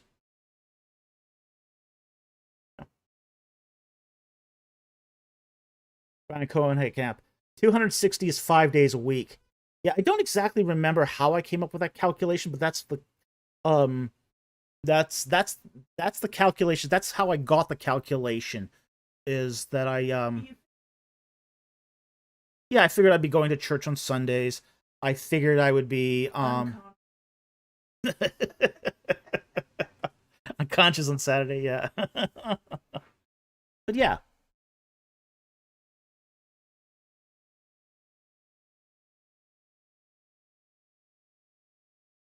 Dossman goes, I can do that in an hour or two or an hour worse too if I'm researching. Yeah, exactly.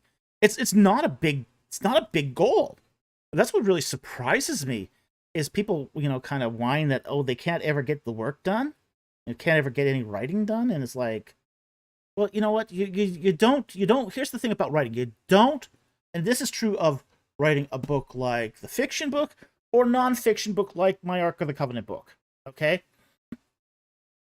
It's not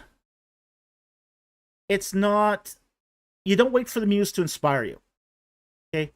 Writing a good writing discipline is not waiting for the muse.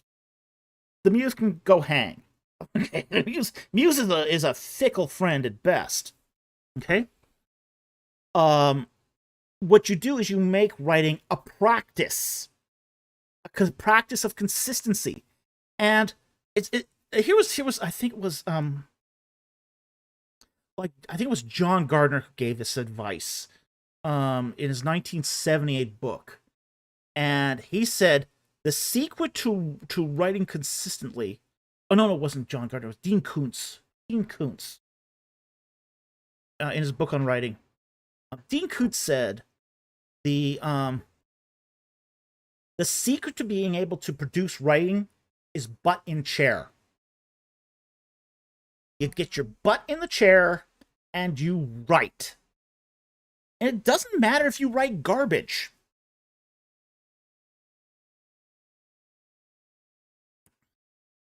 Because here's the thing. As soon as you start getting into the practice of typing words on a page, sooner or later, your brain will just start filling in good stuff. Mm-hmm. Yeah. Well, I mean, sometimes you don't even need that, but once you're in sort of the practice of writing, you just start sitting at the chair and the writing comes out. But it requires sitting in the chair. You sit in the chair and you write your 384 words. And maybe you might start with, well, I don't really know what to write on this chapter, and you just start going. You start typing nonsense. Like, Mary had a little lamb. Her fleece was white as snow. Snow that had been treaded by 1,000 garbage trucks that stank of the bile of society. And then all of a sudden you've got this story after that of a dead person lying in a snowbank. The description that goes around it. Okay. But this is what happens is you get into this practice of writing and the brain fills things in. You go get it. Ryan says, that escalated quickly. But it does. What you're doing by writing is you're creating cognitive pathways in your brain. You're rewiring your brain the same way a concert violinist rewires her brain by practice. Writers do the same job of rewiring their brains. Good, disciplined writers have basically transformed their brain to write. And that's what you do to become a great writer, is you write. Writers write. They don't pretend about writing. Look, writers don't sit in coffee shops drinking coffee, smoking a cigarette, and thinking, wow, I should be writing today.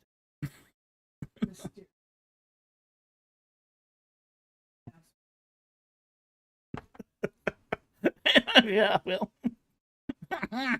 Mysterious fungus. Mary had a little lamb, but it was Passover, so now Mary has no little lambs. But that's where your brain could take you. I mean, what if you rewrote the whole Mary Had a Little Lamb story in terms of Passover? I mean, Mary's a Hebrew name. It's an Egyptian name, but yeah, but it's Poor lad. poor lamb. That's been brutal. I mean, look, that would be a great idea. Rewrite the Mary Had a Little Lamb poem as part of the Passover narrative.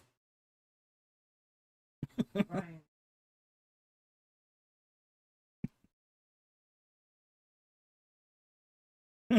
No, they're not. Ryan says Passover of the Lambs. Mama says, yeah, I don't know. Hoping Doc will have some insight.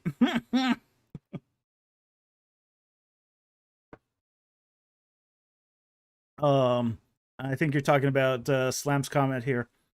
The imagery likely draws from an ancient custom where people carrying burning coals on their heads signifying repentance or plea for help. Yeah, there's that. We do have images of that. Yeah, the coals on a person's head. That's the image of a bronze brazier full of hot coals that people would carry over their head. And it didn't burn them, okay? We want to keep these coals were cool enough that it would just radiate heat down. So think of that sort of coals on their head as they're having a sauna in the middle of a hot day. So okay, so it's regarding a super chat. I didn't know that. All right, we'll take that later on then. Let's get back to the super chats. We're kind of going off target here. All right, Julian Gentry for $5. Thank you for the super chat. He goes, my first question ever. Do some kinds of stories only work as a book, song, video game, etc.? How do you find the best medium for a specific story? Yes. Okay. That is true. Some stories only work better in some mediums. It's going to really depend on the story. Not every story is going to work well in every medium. Okay. Some will work well in a video game, especially if it's a story that has many possible outcomes. That's definitely something more geared to a video game than, say, a book, where you have essentially one narratival thread. A poem might be good for conveying something short in compressed language that's very emotionally charged. But it wouldn't be good for describing archaeology. Okay? So, a story like Reliquary of the Dead could be easily, might be adaptable to a movie, but you could never turn it into a song or a poem. At least not and retain sort of the archaeological content there. So, the best medium is going to depend on the type of story. And that, I would generally say, is what do you like to write? Okay? That's basically the medium you like to write should dictate the kinds of stories you write. If you like writing poems, you should write stories that are fit for poetry. If you like writing video games, then that's the sort of stories you should write. So I don't think you should take a story and try to fit it to a medium. Take your medium and design your story for that medium. Because every medium is going to have its tropes. It's going to have its particular audience expectations. So you're going to really want to... very few people can write poetry or write it well. Yeah, you have to... Yeah, my producer says very few people do poetry well. You really have to live and breathe the cadence. That's her words. She knows more about poetry than I do. But pick your genre. Pick your genre, pick your medium.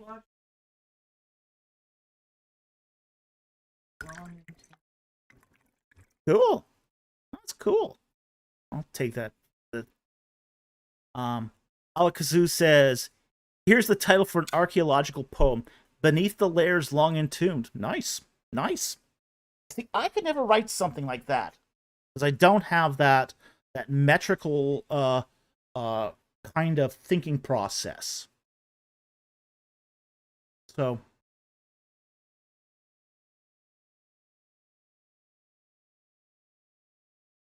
the serious fungus says the medium is like a mold for your story. Yeah, I suppose. Yeah. So anyway, Julian, I hope that helps. Again, I would advise you pick your medium and then write your story for that medium. Don't pick your story and then try to pick your medium, because you might find that whatever medium you pick might be beyond your ability to create. Like for example, even though um, like a single person can write a book, but if you're going to do a video game, it takes a team, and the development process for a video game is incredibly long, incredibly long. Especially if you've only got a small team. So you do have to keep that in mind as you pick the medium. Is it takes incredible amounts of money and time if you're going to do a video game. So there's just a warning there that, pick a medium that you like to write for. That's also within your means to do.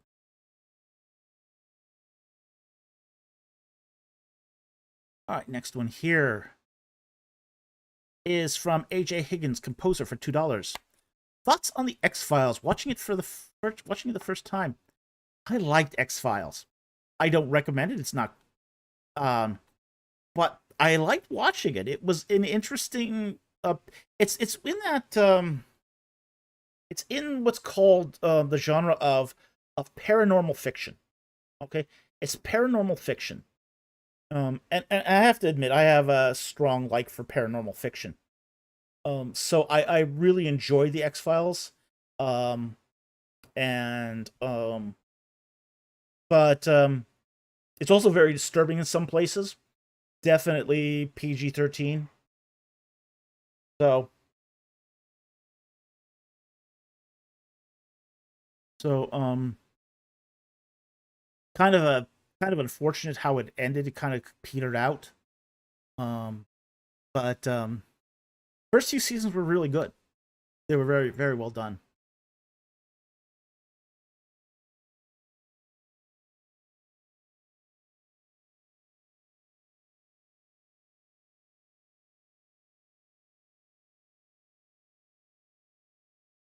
Mysterious fungus. I mean, you can also develop a video game on your own, but that's obviously going to greatly cost time and effort. It does. It's really. Here's the thing: you're going to need, if to develop your own video game. You're going to need a programmer. There's four things people you're going to need. You're going to need a writer, screenwriter. Okay. Uh, you are going to need a programmer. Okay.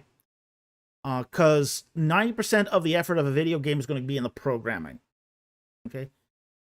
You're going to need an artist. Huge amount of the visual assets are going to need to be somebody who's probably not going to be talented in the art or in the story writing or the programming. Then you're going to need somebody to do the music. Okay. Because music, audio assets are huge for video games. It's probably one of the most expensive parts is the musical score. Okay. Now, if you have enough people on your team that can do more than one of those, that's fantastic. But a lot of people can't. So that's why it takes so much time and costs so much to produce a video game. It's because of those talents are hard to get across a small team.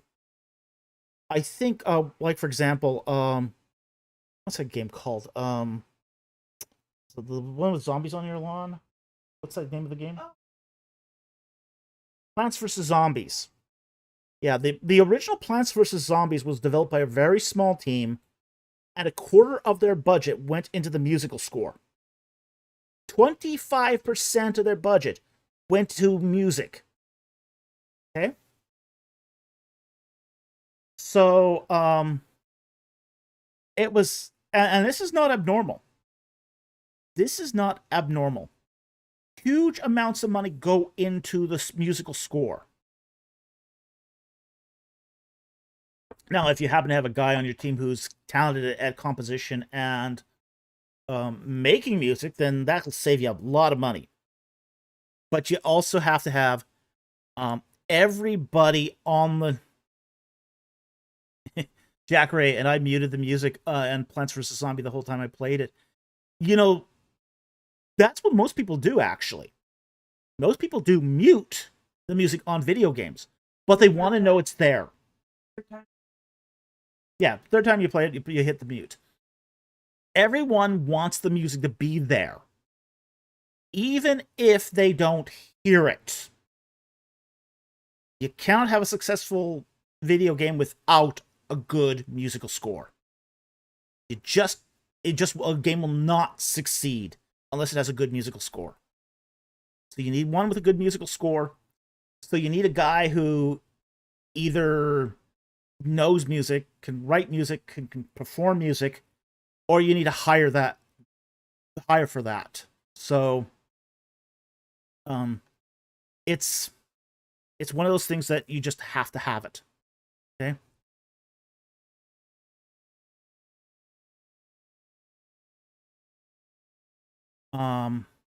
Alakazoo says, I've been working on a video game in my free time, mainly focusing on dialogue. After 2 years, I'm still developing the script and the tools. If all goes well, I'll start recording in September. Good luck with that. Good luck with that. It's taken us a decade or longer. 13 years? 13 years now. 2012. Yeah, we started it in...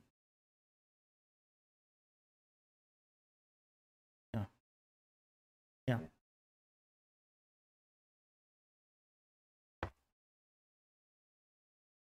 Yeah, so it takes a really, really long time now. Our game is really close to completion. Really close.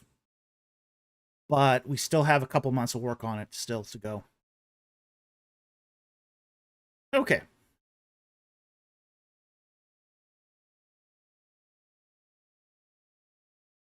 Next super chat here is from Kwame Adu007 for $10. Thank you for the super chat. Hi, Dr. Falk. It's been a while. Yeah, it has. How you been? Good to see you back. It goes, well, I haven't accepted your theory on the long ages of Genesis yet. Okay, that's fine. I do find it interesting. How would you explain Genesis 5:24? Okay, let's go to Genesis 5:24.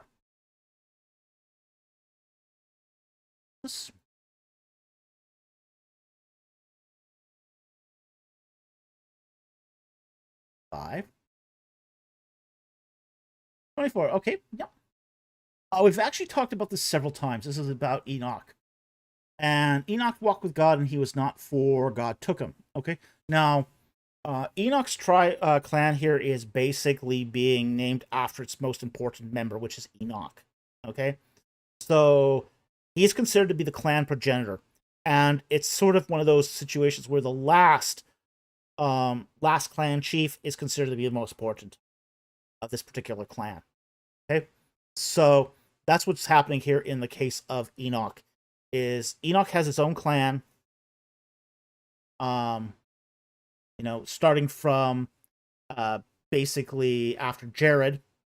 Jared lived 800 years and then becomes father of the next clan, which is Enoch's clan.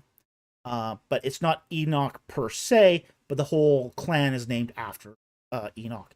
This is one of those cases where the progenitor of a clan can be named after the guy who founds the clan, or it can be named after someone who comes along later who happens to be the most famous clan chief.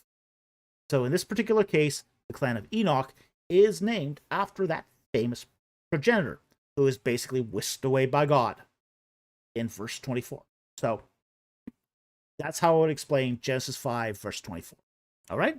So hope that helps. Thank you for the super chat. Very much appreciated. Okay.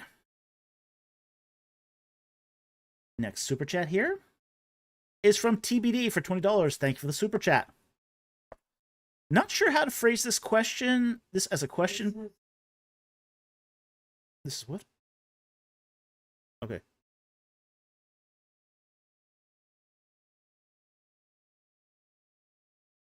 Okay, I get it. All right, well, we'll talk about it anyway. Okay. Oh, yeah. Very serious. Okay, it's very serious. Not sure how to phrase this as a question, but I'm struggling with something. Okay. Well, thank you for letting us know. My cousin was cleaning up his life and dreaming of Jesus talking to him, but had not yet made a faith commitment. Last night he was murdered. I'm really sorry to hear that. You have our deepest condolences. Okay. Now I think what you're asking here is what's his eternal destiny, and we don't know. Okay. That's something for the Lord to decide. Okay. But he hadn't made a commitment yet, one way or the other. So there's some possibility here that, say, second chance theory would play into this. Okay, because one's salvific status is based upon the acceptance or rejection of Jesus Christ. Because he hadn't yet made a faith commitment, we don't know where he stands on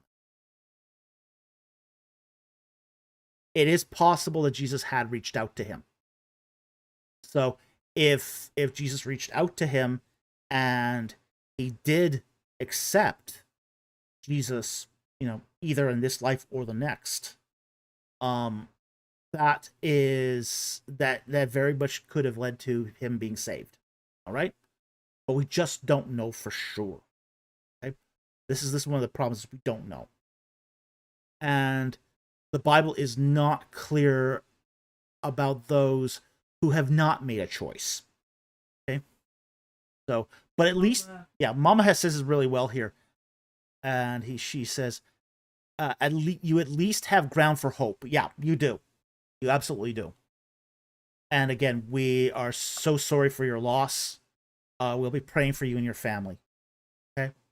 So again, our greatest condolences.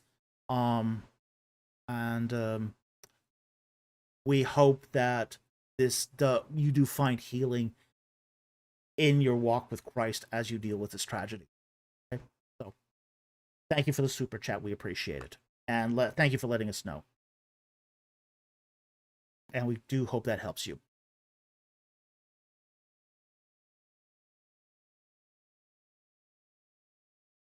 This one here is from Kwame Adu 007 for $5. Thank you for the super chat.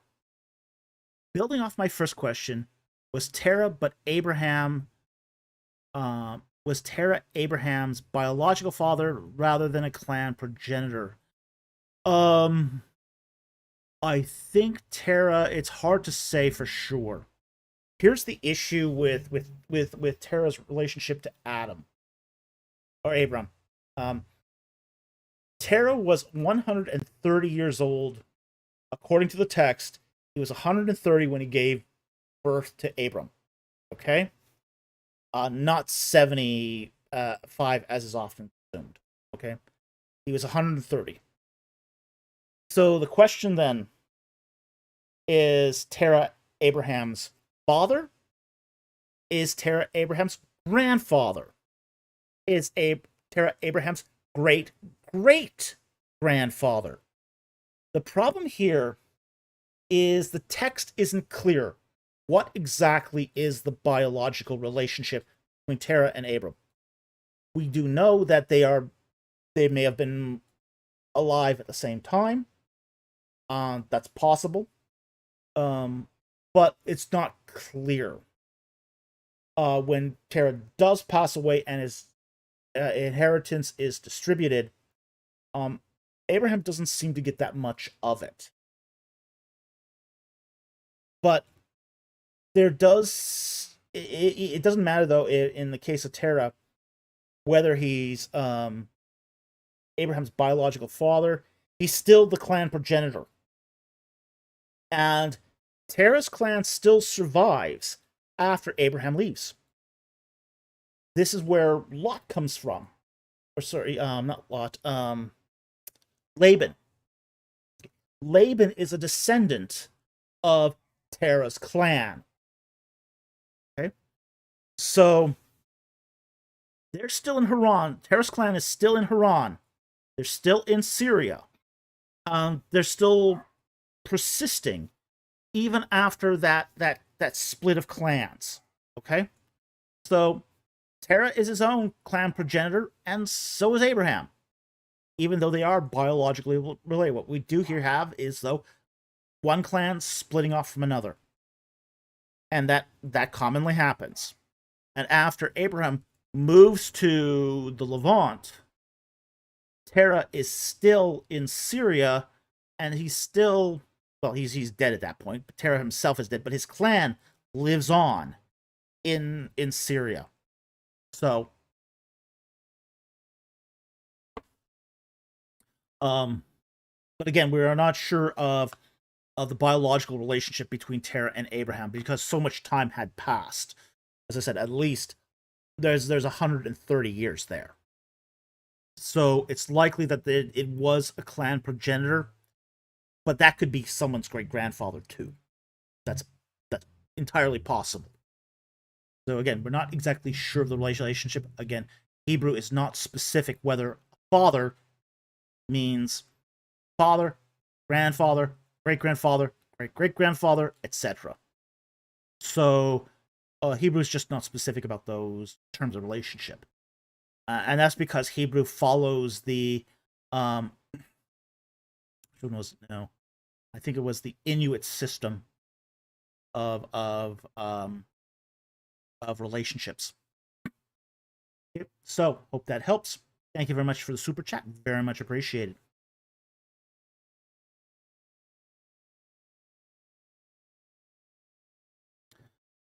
I think it's Kimmel the Key. For 10, I don't know what PLN is.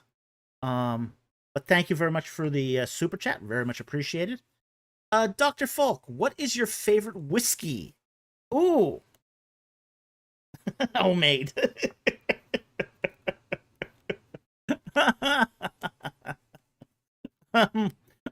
Yeah, well, homemade is my favorite.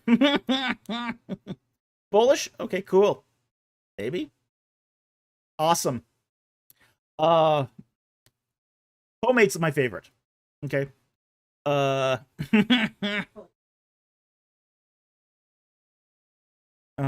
But my favorite brand of whiskey is Lefroy. Lefroy is my favorite brand of whiskey. It's an Ela. It's very peaty. I like peaty whiskeys. I love peaty whiskeys. But yeah, they're peaty whiskeys are wonderful. Absolutely wonderful.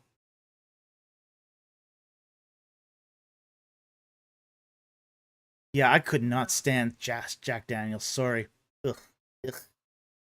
There's some. I taste corn mash when I drink Jack Daniels. I don't know why. Um, I've never liked it. Um, I have a feeling Jack Daniels is slipping some corn in there.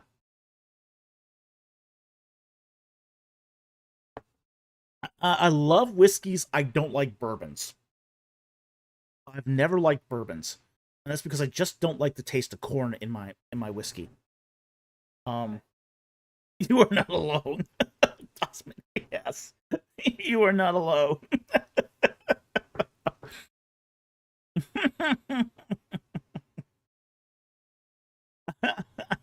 um, I mean, I like there are some grains I love. I don't mind and I like in whiskeys.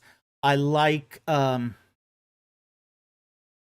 I like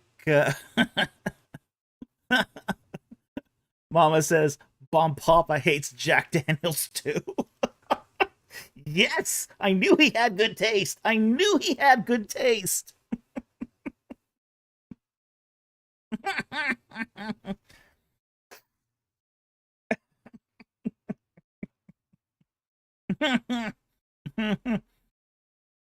I mean, I'm very particular about what grain bills I like. Okay. Um, I mean, malted barley is the classic. Okay, I like malted barley. Oatmeal. Surprisingly, oatmeal makes an excellent grain bill for whiskey. Um, yeah, I like scotches. Scotches are great, great whiskeys. Um, I Scotch whiskeys are fantastic. Irish whiskeys I don't like as much. Um, uh, and he really likes Lefroy. Yeah, Lefroy is excellent. It's excellent. It's peaty. It's challenging. It's got complex layers of flavor. Um, I think it's better than Ardbeg. Ardbeg's a little too in your face. Um,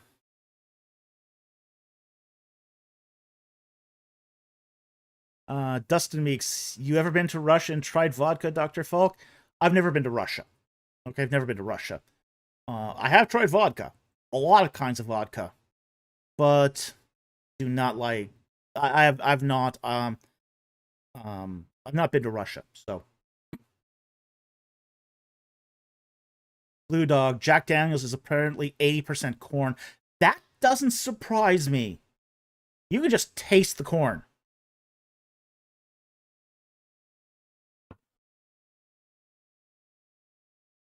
Um, Louis the 13th cognac. Laugh out loud. I've had cognac. I've made cognac. Um, it's okay. I mean, good cognac is excellent. Really, really good. Um, I'll say this: some of the best stuff I ever drank was homemade cognac. It's really, really good when it's aged well. When it's not aged, the better it's aged, the better cognac gets. Cognac is just, um, oh yeah, it's freakishly expensive if you buy it. Yeah, $5,000 a bottle is freaking nuts, though. Yeah, it is. Yeah, we'd never pay for a bottle of that stuff. Yeah, just a reminder to our Patreons. Yeah, we brew our own of these fancy liqueurs, so uh, we don't spend freakish amounts of money on this stuff. Homemade, interesting. It's not as hard as you think. Um,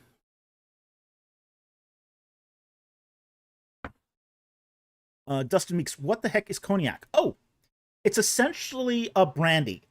Okay, and what's a brandy? A brandy is distilled wine. So you make yourself a red wine, you distill that, and then what you do is you take that wine and then you that brandy and then you age it in oak. That's how you get cognac. Okay? So, that's sort of how you get there. Now, you can take that brandy and you can do something else with it too, which is add a little bit of the wine back in. And now you've got a sherry or a port. The only difference between a sherry and a port is that the port is oak aged. So, um, yeah, I had a little bit of cognac that I had made, and I had left it in the container and had it aged for like some crazy amount, like a year, and I used an accelerated aging method, and it was just some of the best stuff I've ever had. It's crazy good when it's aged that well.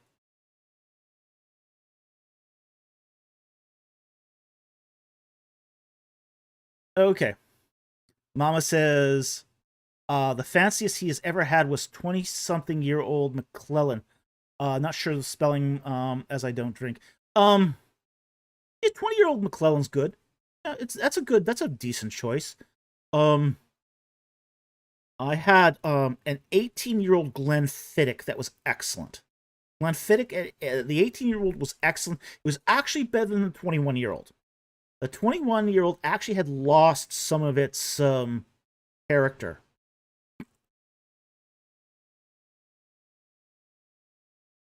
So, uh, Daniel Lowry, Dr. Falcon visiting Canada, Toronto for the first time. Any restaurants I must go to? I can remember. There's a couple that are whereabouts. It's going to depend where in Toronto you are. Toronto's a huge city. Yeah, What?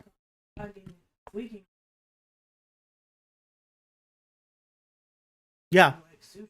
yeah. There's a lot of avoid Tim Hortons. Tim Hortons is not the same as it once was.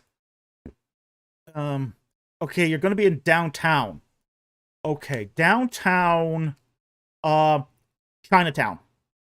Go to if you're in downtown, go to Chinatown and try some of the dim sum places there. There is some excellent Chinese places in Chinatown, in um in downtown Toronto.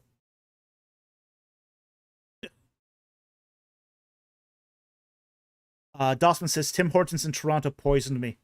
It all went to Tim Hortons went to complete trash once Wendy's bought it out.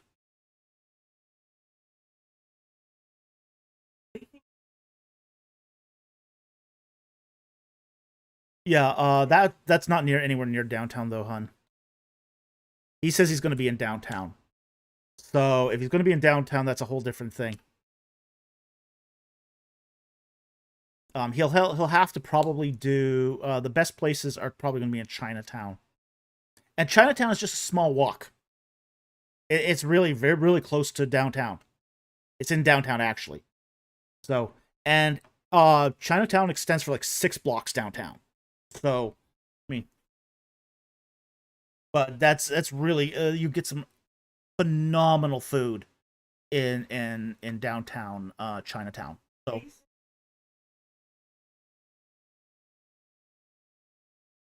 yeah, yeah, yeah.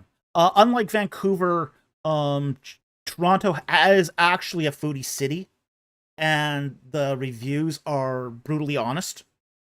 So you can probably trust most of the reviews that you see regarding restaurants in downtown Toronto. You can't trust them for Vancouver. Vancouverites don't know good food if it hit them in the face. So, um, so you can't trust food reviews in Vancouver, but you can certainly trust the reviews for downtown Toronto.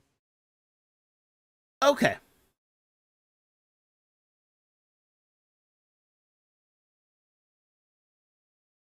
Yeah, there's a lot of really good restaurants in the Toronto area. Sometimes you have to drive to them though. Okay? But there's a lot of good ones.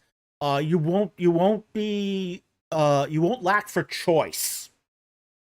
That's one thing I'll say about Toronto is it's got so many places to eat you will not lack for choice at all.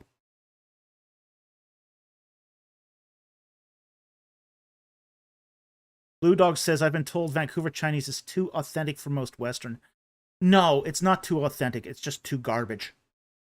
I mean, look. I mean, I've eaten all around the world. I like really authentic Chinese. You'll get really authentic Chinese in Toronto. You'll get a lot of garbage in Vancouver. Um, Some of the Chinese is really good, though. I'll say that. yeah, real. Well, Yeah, the Kongi House, local to us, is really good and really authentic. But it's not. I wouldn't call that. there's There, plenty. yeah, there's plenty for the Westerner. Um, you can find some authentic dim sum places around here, but they're not as authentic as you would find in Toronto. We lived in Mississauga, and there was a dim sum place that was really authentic, really delicious, but it was also um it had all the trappings of an authentic Chinese dim sum place, which was it was 90% Asian. All the customers were there 90% Asian, and it wasn't the sort of sweet dim sums that you often get. Most of them were savory. So I really liked it, but again, I can see how a Westerner might not.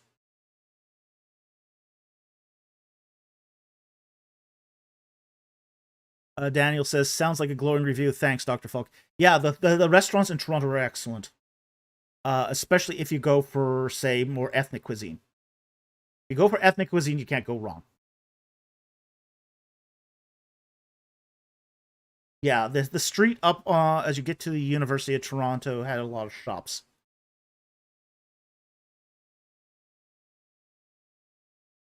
John Fabeck, Seattle Chinatown is pretty good. Vancouver is bad. The problem with Chinatown in Vancouver is a lot of it is being gentrified. It's being a lot of the restaurants in Chinatown in Vancouver are going out of business, and the area is being redeveloped for high rises. So Chinatown in Vancouver has seen better days. It's seen better days.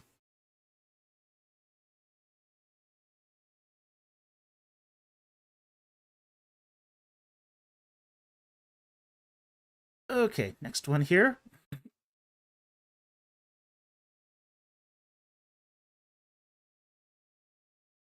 The New Year's what? No, that was in San Jose. Yeah, that was embarrassing. We won't talk about that one. Chinese New Year. Yeah, that was not a good time. Not a good time. Mama says, so local government is clearing out the undesirables through zoning laws, I assume. Just prices. Just these a lot of these uh places had, multi family dwellings there, but the land has become so valuable that landlords can't get what they want out of the rent, so they're selling the land. And the buildings are getting torn down, and new high rises are going up in their place.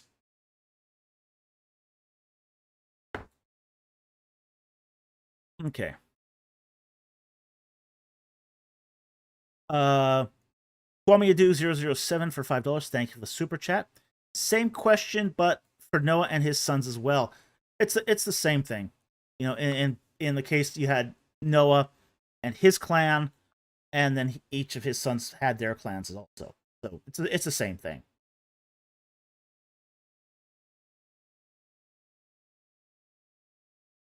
Mama can't afford the taxes. Well, that's part of it. Yeah. Yeah. Well, I mean, we're gonna have to move out of here soon. Okay. Right across the street from us, a house is being torn down and being replaced by an 18-story high-rise. On the corner to us, to the east of us, a developer's bought the house in the corner, and they're trying to buy the house beside of it to tear that down and turn it into a high-rise. So it's happening all over Vancouver. So as a result, we are going to have to leave soon. We're already starting to make plans to do that, but it's just a matter of time. Plus, the owner of this building has passed away, so because he's passed away, there's some question as to what's going to happen to this building.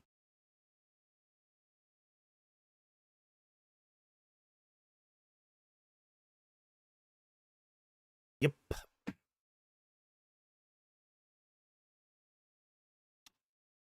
All right. Next super chat here.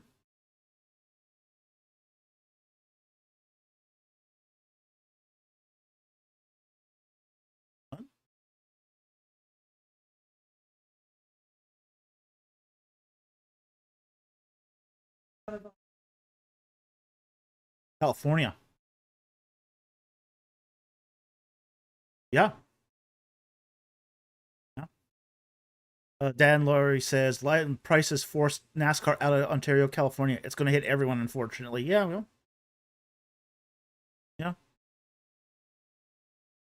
That's Mrs. Producer's old neck of the woods.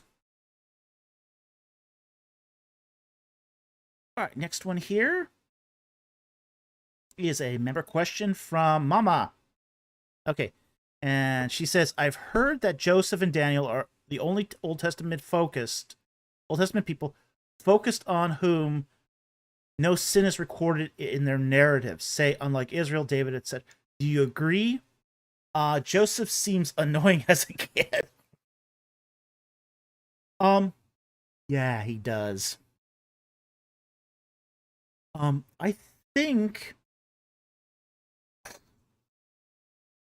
think Joseph not only was annoying, I think he was very proud.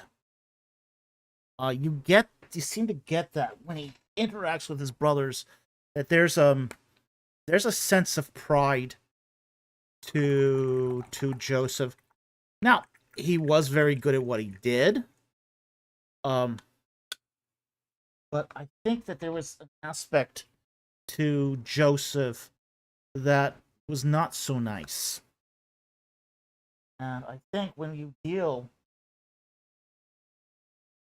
I mean, it's very clear Joseph did not have to work in the fields. He didn't have to work in the fields. He was old enough to work in the fields, but Jacob didn't make him work in the fields. So while there's no record of overt sin in Joseph's life, I think there is cause to say that there was sin in his life. There is definitely the sin of pride. And Joseph seems to have had that. Okay? Now, Daniel, we don't seem to get that. Daniel was sort of nabbed from his home as a teenager and forced into the situation that he had to enter. So, yeah, I think Joseph suffered from the sin of pride. That's my thinking here, and it's very clear that he had special favoritism from Jacob, and I think he used that. Oh, Jack Ray, Jack. Daniel had it crushed out of him. Ow. Oh. Oh. Oh. Well, he did, but true, but oh.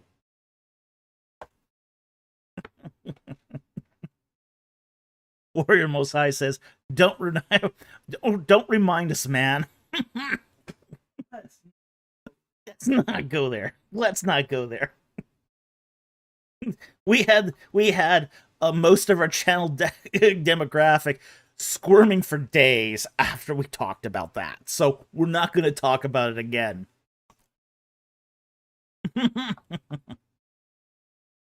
Yeah, so I don't think it is I don't agree that there's no sin attributed to recorded in the narrative. It is recorded in there, it's just not explicitly stated. And Joseph does have to go through some trials as a result to this.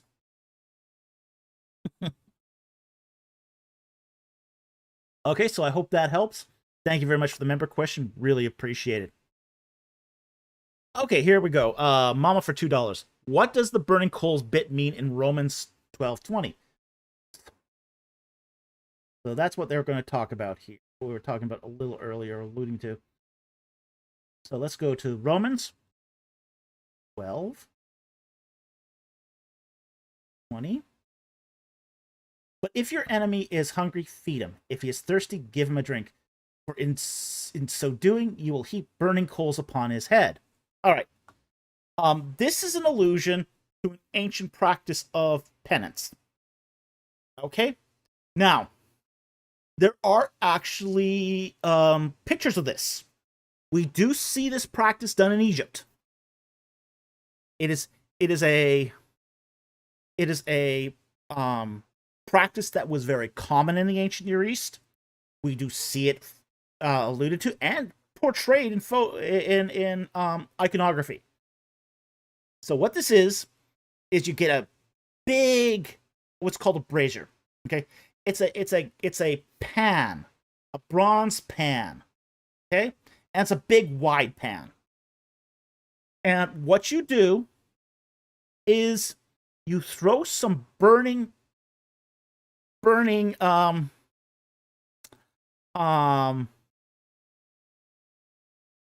coals, hot coals, and ashes. Okay, so it's already these are already coals that have somewhat died down. Okay, and you put it in the pan, and take the pan, you hold it over your head. Sometimes it comes to rest on your head, but you don't leave it there. You hold it over your head, and it becomes this sort of test of penance. Okay, and the purpose of this is that heat radiates down onto the person as they express their grief and their sorrow and their regret. Okay, and it's in one way it's a strength thing. It's an endurance test. So they're actually you can't let it sit on your top of your head because it'll burn you. So you have to keep holding it up, and it's hard to do. It's not a good thing. No. So it's a public display of contrition. You're showing the public that you are sorry for what you've done, and you're paying a kind of penance over this thing that you've done. Okay? So, holy coaler, holy coaler, I guess so.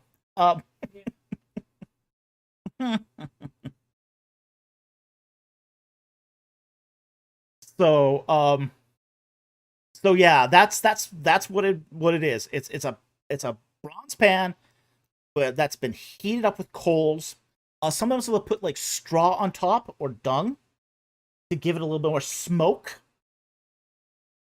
So it's not just to be, it's meant to be irritating. Okay, it's meant to be irritating. Yes.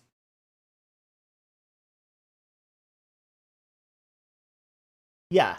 So that's right. If you're doing good to your enemies, you are heeding this sort of keeping this um condemnation where he has to be contrite, or he should be contrite. So that's kind of what's going on there.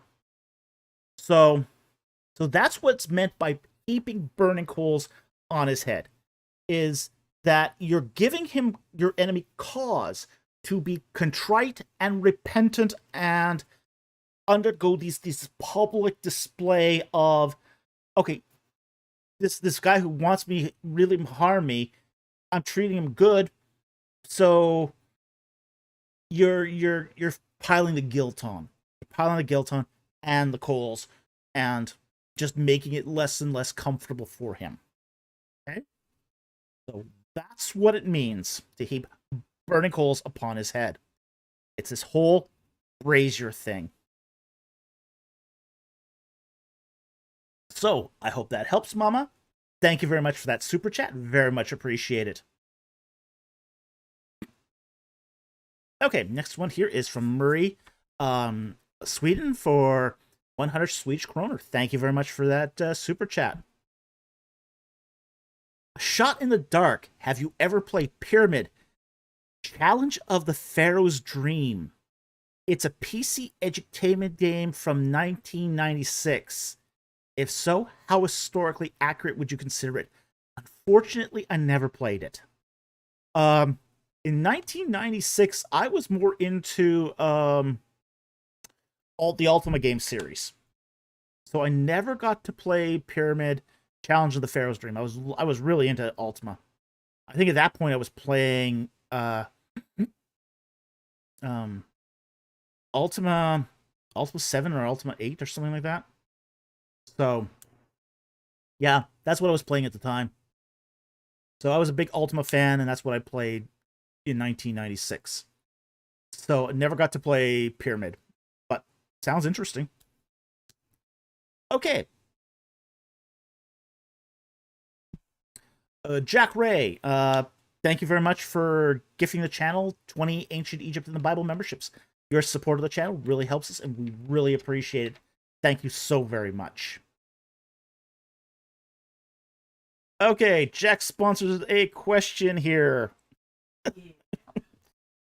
Jack, why? Why? Why did you do this? Because Murph said it.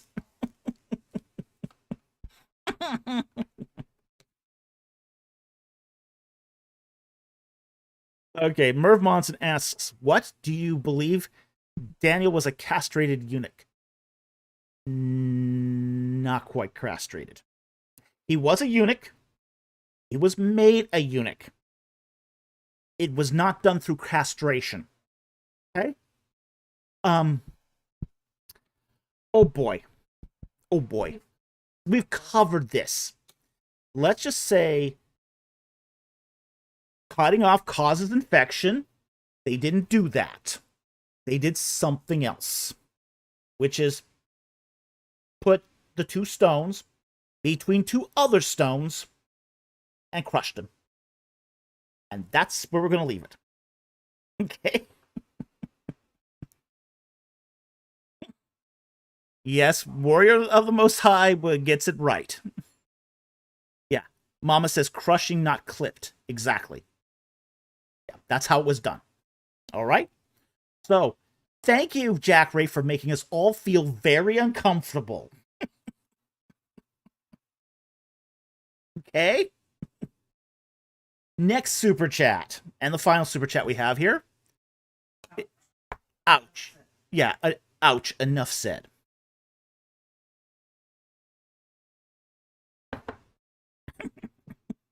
Okay, Daniel's comment is funny.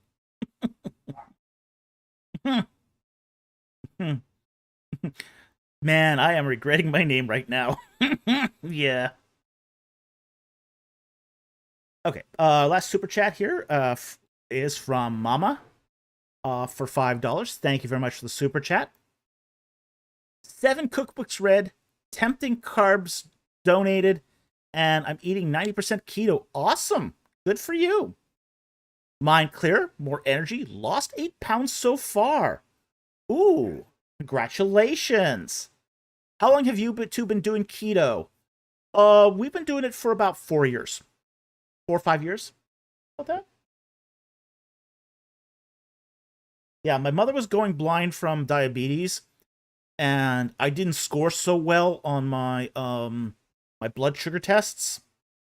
So it's like, okay, do I want to end up being on insulin? The quick answer to that was no. So, yeah, my mother injects insulin every day. Every day. Yeah, I don't like needles. I don't like needles, and I don't like losing my pancreas. Oh, yeah. Yeah, you can completely manage it with diet. Just stop eating the carbs. Yeah. Yeah, you won't ever be able to eliminate type 1 diabetes, but type 2 is definitely a preventable disease. So,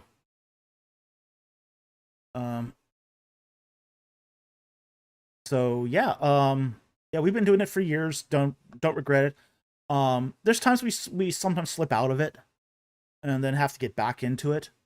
But yeah, I think that that it's one of those things where if you get, you can always get back into it. So, Mama says, same, my superior semicircular canal dissonance, plus my rising blood pressure from being too fat, made me realize I didn't want to live with balance issues for the rest of my life. Well, we didn't want to lose appendages. What really scared me was losing my eyesight. Diabetic blindness. That's what scared me straight. It doesn't scare my mom, no. And my mom can't. Metformin? That's just oral insulin. Yeah. No, it's not a magic cure. That's gateway insulin. Yeah, metformin is nothing but gateway insulin. So, my mother can barely read.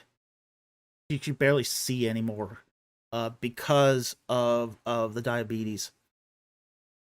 So, Mama says, "Yeah, losing my eyesight would terrify me too." Yeah, it would really scare. I mean, it really scared me, the whole idea of losing my eyesight, because I depend on my eyesight. I need to read to write. If I can't read, I can't write. So that would be the end of my career. It would be the absolute end of my career to lose my eyesight. So, um, um, Dustin Meek says keto bread is great. I don't like keto bread that much. It does exist. It does exist. It's not the best. I will say this is one of the sort of the weaknesses. There are two big weaknesses of keto that I just see. You can't seem to replace, which is keto bread and keto pasta. You know, but you can mitigate a lot of it. A lot of it.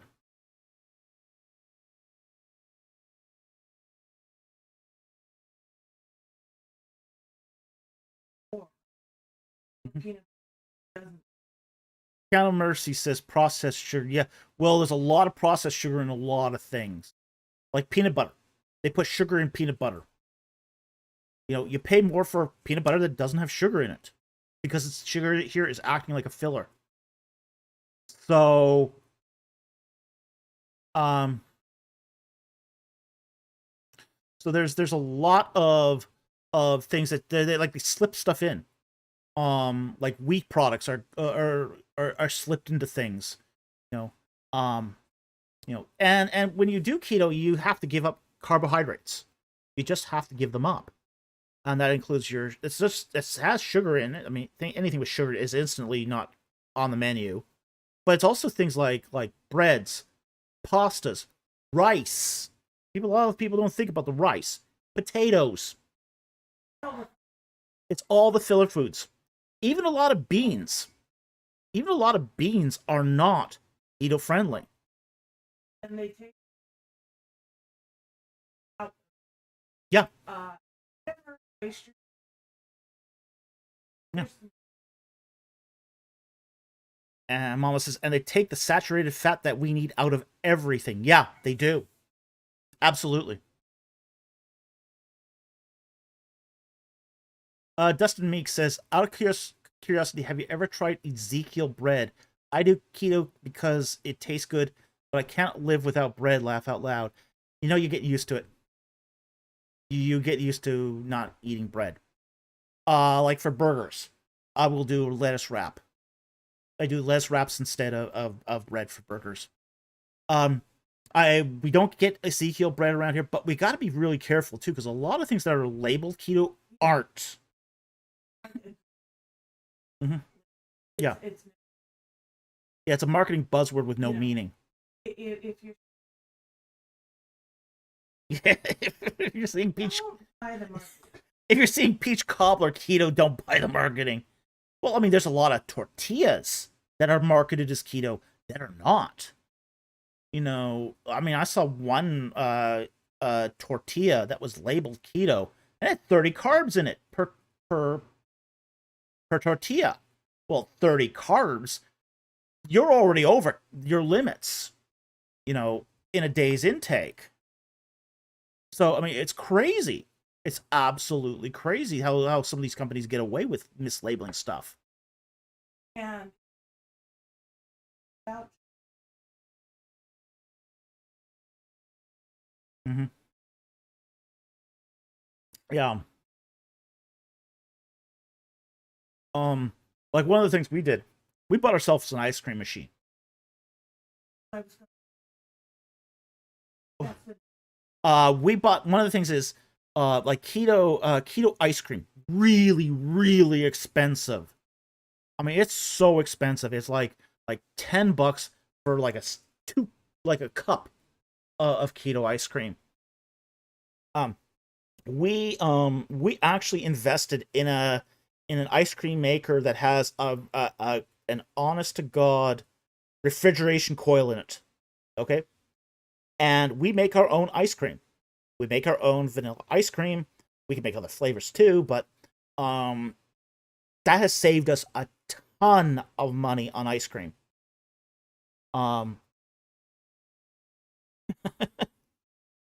Yeah, Mama says, yeah, Hollow Top is ridiculous and not all of it's keto. Yeah, I gave up. We're going to start making our own as well. Yeah,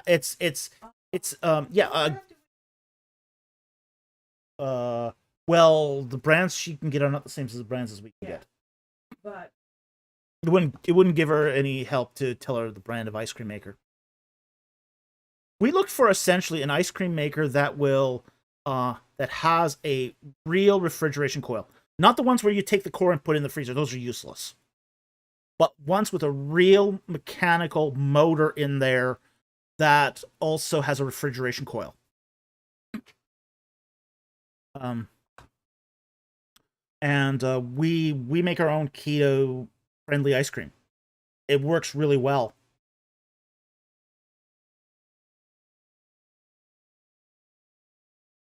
You can get soft serve ice cream. It takes us, because we do it in slightly larger batches, about an hour and a half. Yeah. Ours makes about 4 cups. So. even if Almost says, I have the old-fashioned kind with core in the bucket that you surround with actual ice. Yeah, but it's get the one with the. I know it's expensive. They're expensive, but you only pay it once, and it's just so much easier to use the one with the refrigeration coil. You never have to worry about freezing a core. You never have to have ice on hand. It takes care of it all. And the maintenance of that is so much easier too. Dustin Meeks, keto ice cream? Man, they make keto out of everything these days, but it sounds like deceptive advertising is what I'm hearing.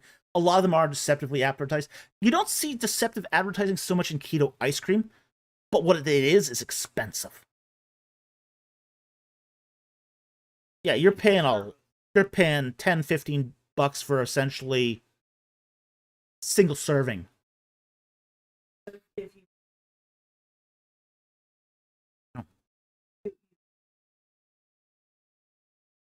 Alexis, what kind of flavors? Anything we want practically. Because we're making it ourselves. We can make pistachio. We can make chocolate. There's very, very little. Vanilla is the easiest. Vanilla is stupidly easy to make. can throw blueberries in, We got some guar gum to give it some thickener too, and that's keto. That's keto friendly, and we can use that in. I think the big key with making ice cream is you have to use xylitol instead of, say, erythritol as your sugar substitute, because one of the things about erythritol is your erythritol will freeze into a brick, a really, really hard brick.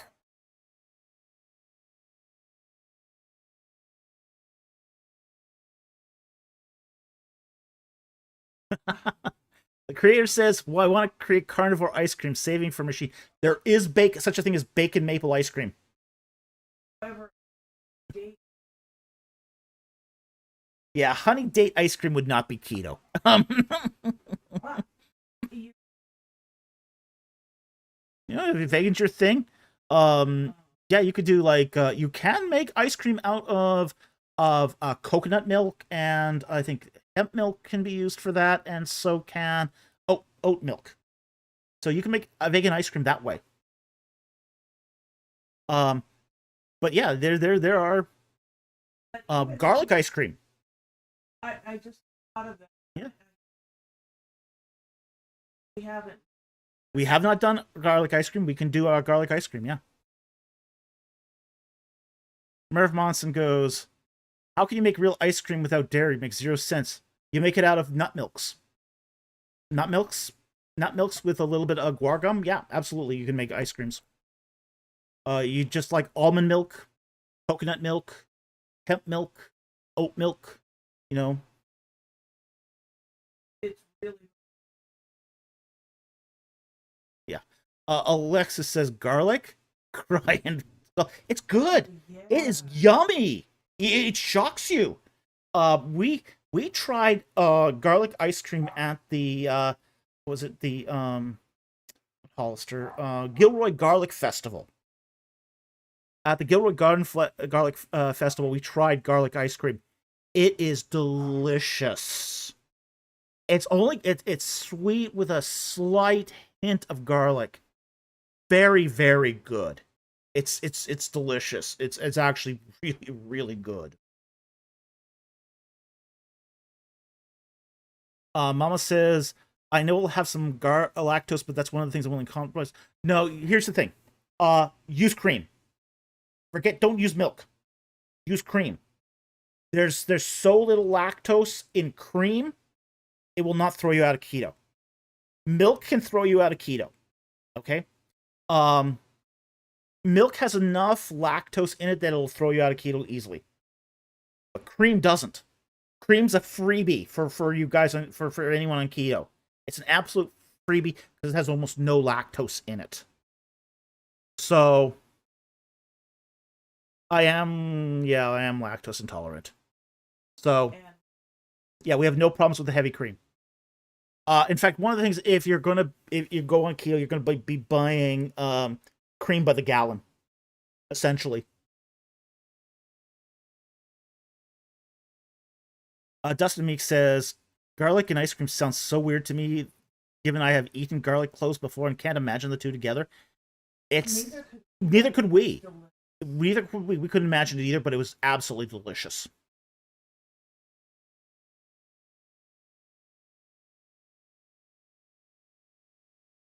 Oh, that sucks. Okay, what sucks? The heavy cream, like. But yeah, you're probably gonna be buying cream by the gallon. Mama says right now my local farmer doesn't have a cream separator, but I'm really, really hoping they'll get one. Well, we used to buy it from Costco. That's where we used to get our cream from. When we lived in a place where we were local to a Costco, and Costco used to sell cream, by the literal quart. I mean, big milk jugs of cream. Yeah, lactose intolerance. Yeah, you're join the club. Yeah, I'm lactose intolerant too. Yeah, the cream doesn't bother me one bit. Yeah.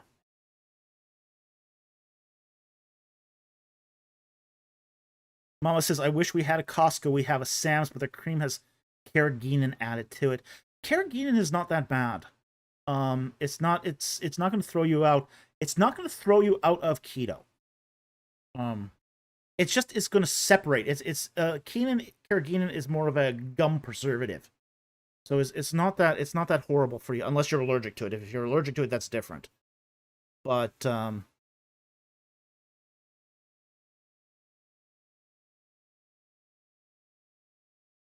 Merv asks, is goat and sheep's milk a no-no for lactose intolerant people too? Yes, it is. Carrageenan is a gut irritant. Okay. Yeah. I don't have a problem with carrageenan, but if you do, then that might be an issue.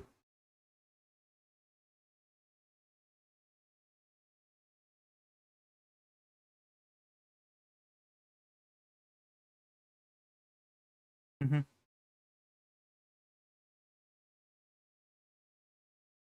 Yeah. Mama says Bubble Machine has gut issues we're trying to heal, and I suspect she's not the only one in the family. That's possible.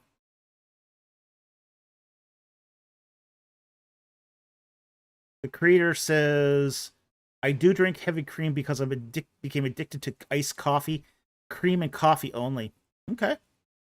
Yeah. Yeah, we drink a lot of we use a lot of cream.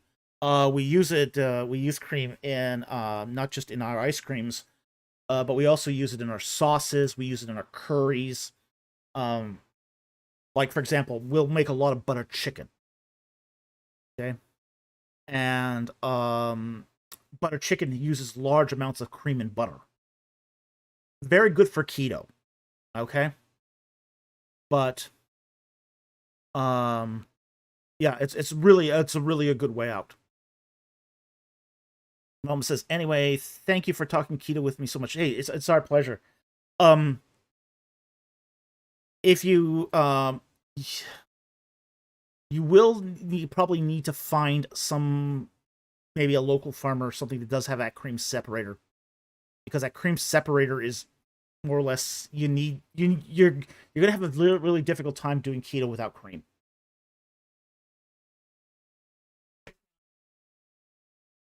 Yeah, you can also do a lot of salads, taco salads, and a lot of olive oil. Olive oil is going to become an essential. And cream, olive oil, those are going to become essentials in your diet. Oh yeah, butter chicken totally rocks. Yeah.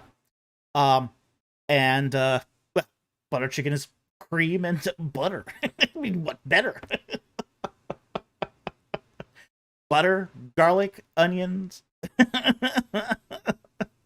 garam masala.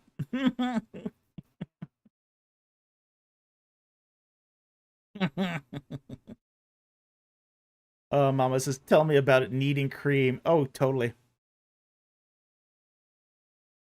Christian Malice, never tried butter chicken, but it sounds so good. Oh, it is so good. And it's easy to make. That's what I like about it. It's so easy to make butter chicken. It's probably one of the easiest curries to make. As long as you got the spices, and it doesn't actually require a lot of spices either. But as long as you got the spices, it's super easy to make. And one of the things about butter chicken too is you can actually make it from cream, using cream that's kind of gone off slightly. So it's one of those sorts of recipes that it doesn't matter if the cream's kind of, you might you have some cream that you don't want to put in coffee because it's kind of gone sour, but you can take that same cream, put it in butter chicken, and it's fine. It's not unsafe to eat. It just doesn't taste good in coffee anymore. So it's a really good use for cream that's just sort of slightly off.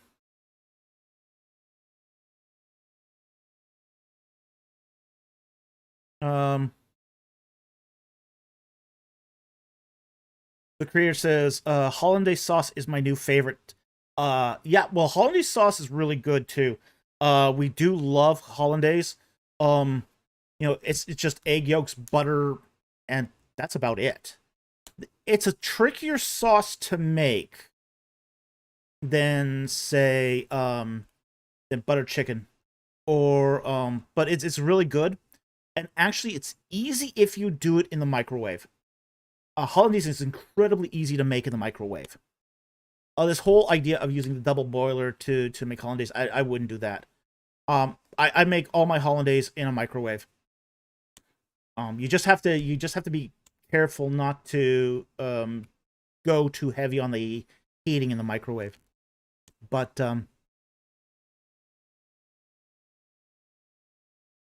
but yeah, absolutely, it's excellent. It tastes really good. Hollandaise sauce is a very versatile sauce. You can put it on practically any meat. You can have it. One of my favorites is actually one of my favorite keto meals is a steak. Steak, I like my steaks rare anyway. Okay, so I don't, but you cook a steak, you put some raw shrimp or cooked shrimp on top, cold, that you've thawed, and then put hollandaise over that. Delicious, absolutely delicious. Hollandaise is just so good with any meat. So it's incredibly easy to make. Now the problem with hollandaise is, what do you do with all the egg whites? You can do a lot of things with egg whites, but you're going to have to use the egg whites. Oh yeah, Justified Janice. Steak and hollandaise is delicious. It is absolutely delicious.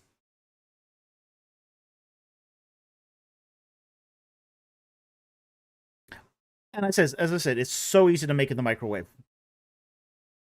But it does take a little more skill. Less skill in making mayonnaise.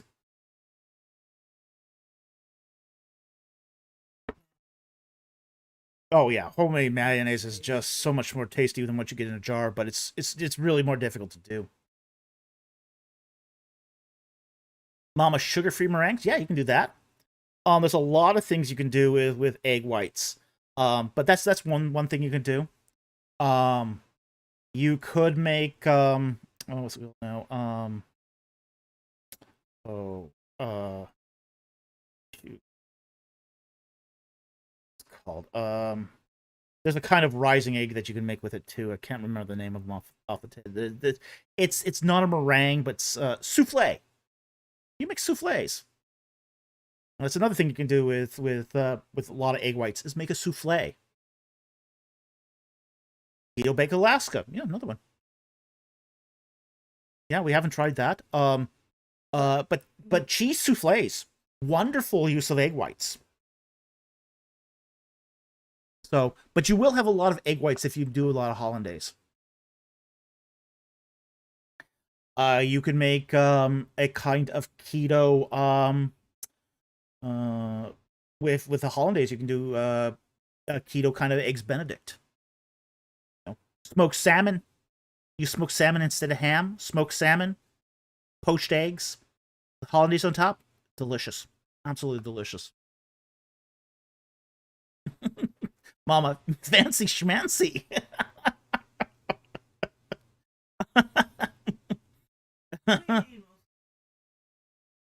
Yeah, we eat a lot of curries. We eat a lot of curries. We don't always do that, okay? Creator says I put my eggs on steak. Okay. Put on a yeah. Yeah, if you want to dress up your hamburger too, you can do that. You put a fried egg on top, yeah. Yeah. Yeah, hard to get good food, seafood on the Central Plains. This is why we would recommend frozen prawns. Okay, so a smoked salmon is a preserved item, so I can still see why it would be hard to get on the Central Plains, but not impossible either.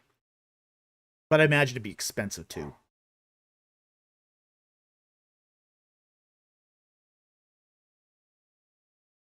Dossman says yes, it's sad out here in Kansas. Oh yeah, yeah. I admit that's probably true. The creator says make a chaffle with the whites. Yeah, you could do that. Yeah, you could do that. Totally doable. Souffles can be tricky if you do that with the whites. Well, the thing with a souffle is you gotta let it. It's easy to collapse a souffle. Very easy to collapse a souffle. Somebody banging around in the kitchen can collapse your souffle. Because it's a very, very delicate. It's like a meringue. Why does a vibration affect a souffle? It's a vibration that can cause a souffle to collapse. Yeah.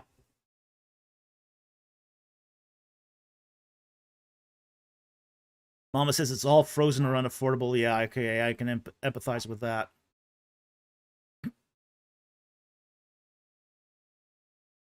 All right, it's 11. We only got one super chat left here, or maybe we've got two now. Okay, yeah, we got two now. All right, Dustin for $2. That's why I was waxing eloquent because I thought we were at the end of the super chats. Dustin for $2. Thank you for the super chat. Second best Ultima after Exodus. Pagan. It's better than it sounds. Exodus Pagan is, I think, the second best Ultima after Exodus. Exodus was a classic. Exodus was beautiful. Exodus had a really interesting programming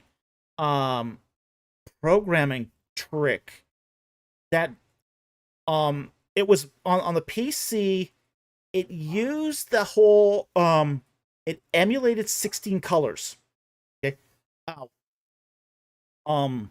What Exodus did that was sort of really unique. It relied on the PC monitor's let's just say lack of pixel fidelity.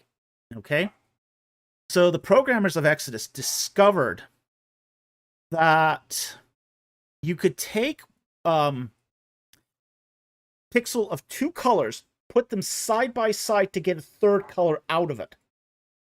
Okay? It was a really interesting programming trick that you found on that. So when you ran Ultima on a PC, a vintage PC, like an IBM PC 8106, with the CGA monitor, CGA graphics adapter, and CGA monitor, it would actually show up in 16 colors, even though it was a 4-color display. Very, very interesting. That it could do that. That the programmers leveraged the hardware that was most common at the time and do it that way. Now, if you ran that same program on a later Personal System 2 computer, you only got the 4 colors. Okay, but on the old classic 8106s, it would show up as 16 colors. It was a really clever trick. Really clever. It was a way to leverage the hardware in just a way you didn't expect it to. Okay, but after that, I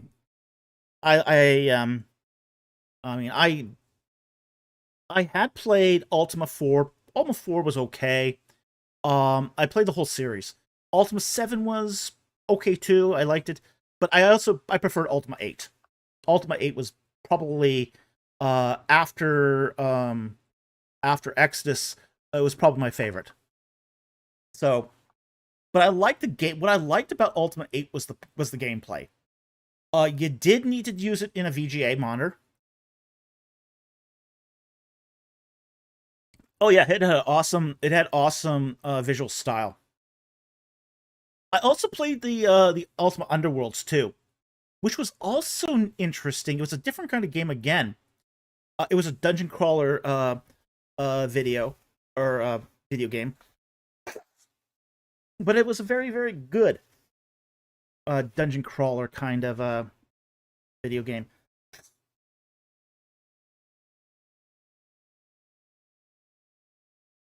So yeah, Ultima Underworld, the Underworld games were good. I liked them. So it was not much. You didn't have much sort of choice into how you swung your weapon. Okay, it was a bit crude in that respect, but it was kind of cool. It was very cool for the time.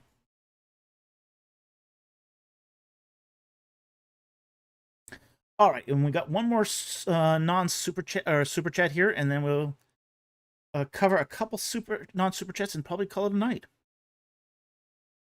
Paul for 1999, thank you for the super chat.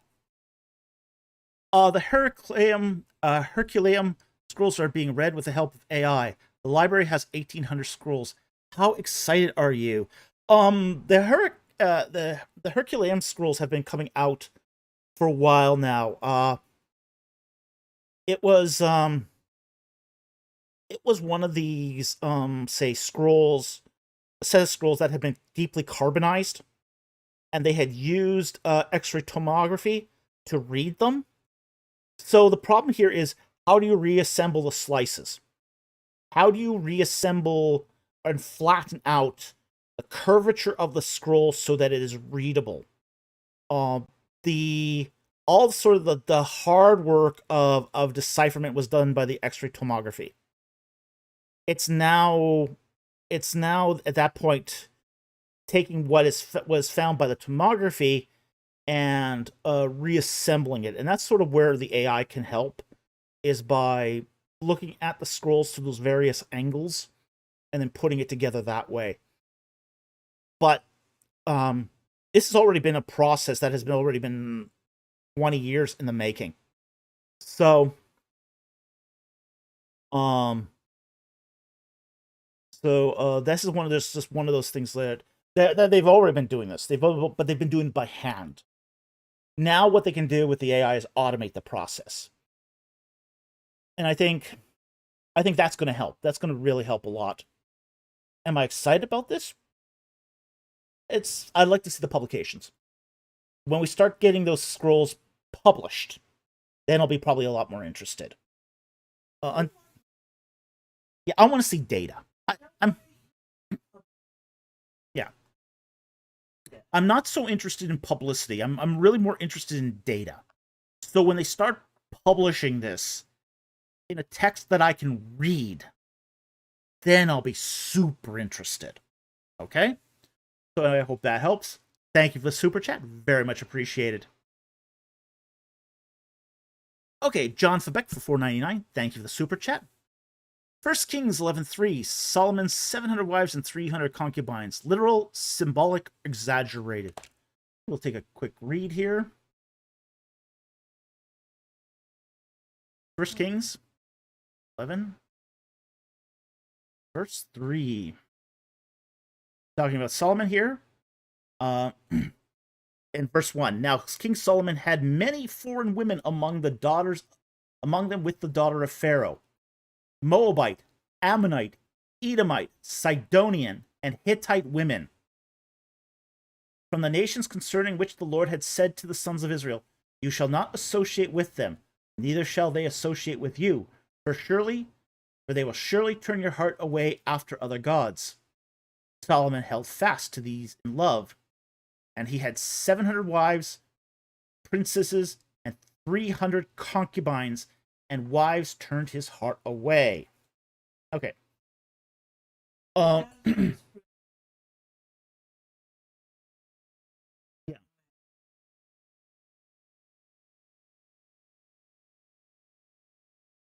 Well, Solomon controlled the trade route through the across the Fertile Crescent. Okay, he controlled that trade route in that sort of went across the Jezreel Valley. Okay, so if you wanted to go trade from the Fertile Crescent into Egypt, you had to go through Solomon. Okay, now one way you could do that is you could either pay the tariff every time you go through. You could pay your toll to King Solomon every time. Or you can cut a treaty. And if you cut a treaty, part of that treaty is the exchange of daughters. Okay? Daughters as wives. Okay? So, and every sort of town and little city-state might want to cut a treaty with Solomon. So this is how we accumulated wives. Now, in the case of the wives are really here going to be what's exchanged. This is the big seal the deal kind of thing. The concubines were given as gifts. Okay? So, on some of these exchanges, he might get one wife and 2 concubines. Just the concubines here sweeten the deal. Oh, naughty bunny. We got a mischievous bunny alert. Mischievous bunny. Hey, Ernie, Daddy sees you. Good girl. Okay. So I don't think bunny alert. Bunny alert. Naughty bunny break. Yep.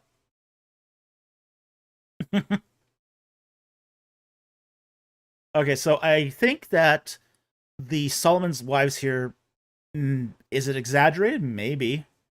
But probably around at least over 600. Because they did round up.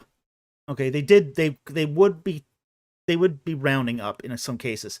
So if you have 601 wives, you would tabulate that as 700. So he definitely had. Daddy sees you, Dr. Falk. Yeah. Well, that's sometimes enough to get the bunny back where she belongs.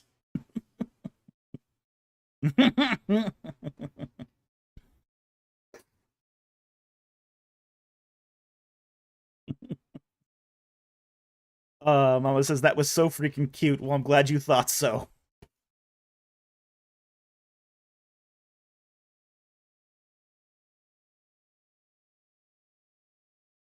So I think what this is meant to be literal. The 700 wives, 700-ish wives is meant to be mostly literal. And I would say the same for the concubines too. So, and the fact is that every city-state would probably try to cut a treaty again. And frankly, it's not just the city-states that are cutting treaties here. It's also successors. That's the other thing to keep in mind. Once a king dies, the treaty's over. Okay? So treaties had to be renegotiated with every passing king. You know, yeah, okay, he may have a treaty with the Moabites, but if the Moabite king dies, that treaty's over. It's concluded. Treaties in the ancient Near East were only as good as the surviving king. So once the king dies, you know, it's one of those things that so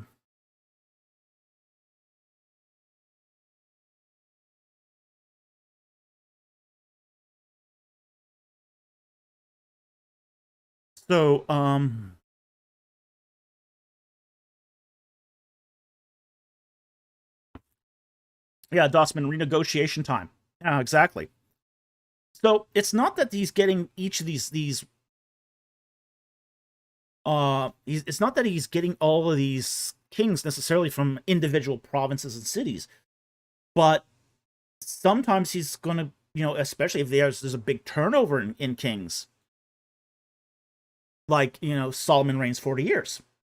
Okay, a lot of kings can pass away and be come to the throne in that period of time. So in some of these cities, you might have 4, 5, 6 wives from the same city, from the same city state, from the same kingdom, just because of the increased turnover of kings.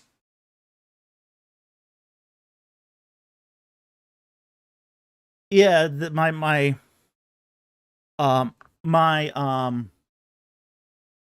producer makes the point that it's also a great way to get rid of expensive daughters. So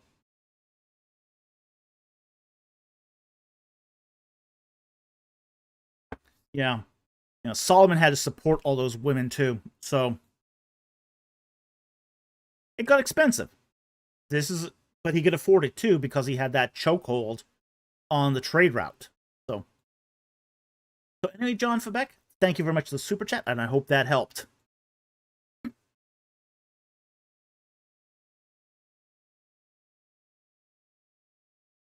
Murray of Sweden says, problem with being terminally online. Whenever I read about Solomon wives and concubines, I get reminded of people who say the Bible doesn't forbid polygamy.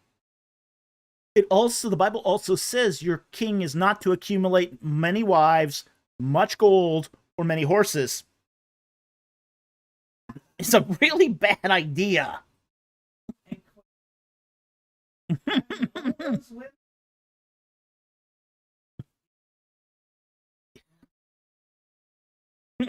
My producer says having all those women under one roof is a really bad idea.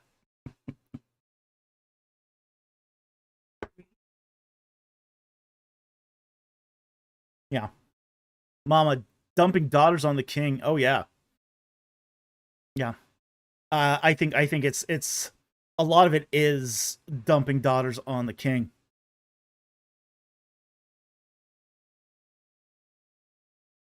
You know.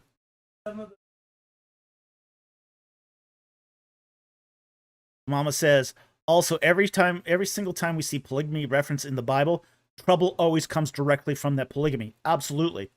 Yeah. I mean, look at all the wife trouble Abraham had. Or Jacob. I mean, it got nasty.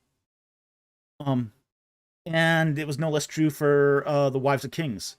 I mean, they're beating each other up, they're poisoning each other, they're killing each other off. Harems were nasty places, vicious places. I mean, really, really vicious places.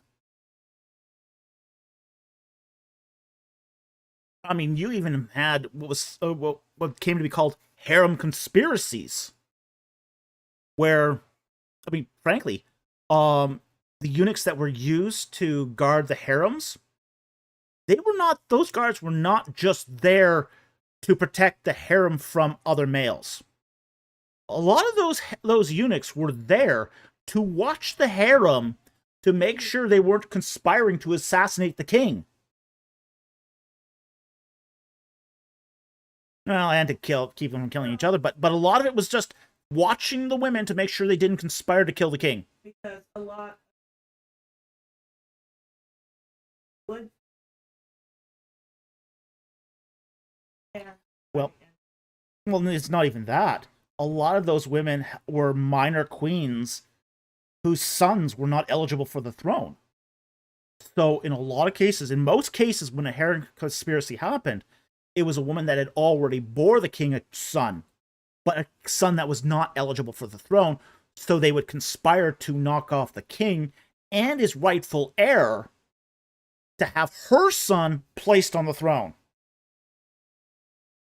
So a lot of the job of the eunuchs was to watch the harem to make sure they didn't get out of hand.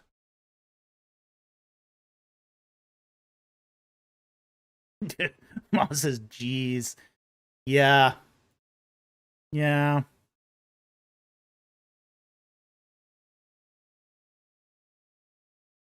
Okay.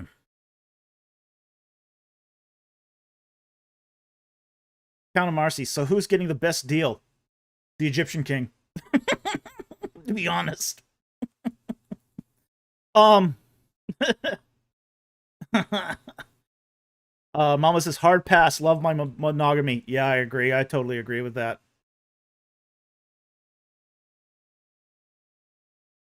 Yeah, just now the Egyptians did this a little differently. They still had the same daughter problem that other kings had, but in the case of the Egyptians, they usually didn't give their daughters to foreign kings. What they did do, though, was they would give their daughters to bureaucrats and local governors within Egypt. So this is one of the reasons why Egypt remained so cohesive, too. Because the way that royal daughters were distributed is sort of different than in other ancient Near Eastern countries. Other ancient Near Eastern countries would trade them off as treaty wives. Egyptians didn't do that.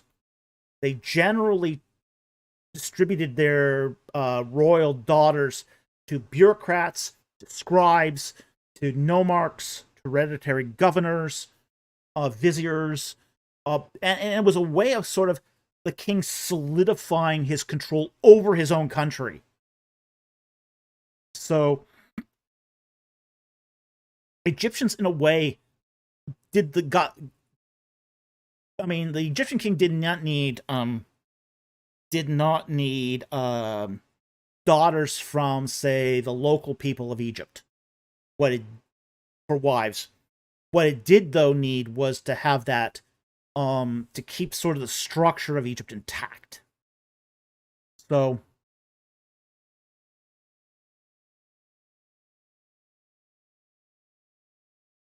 as far as this wife distribution system, the Egyptians usually won.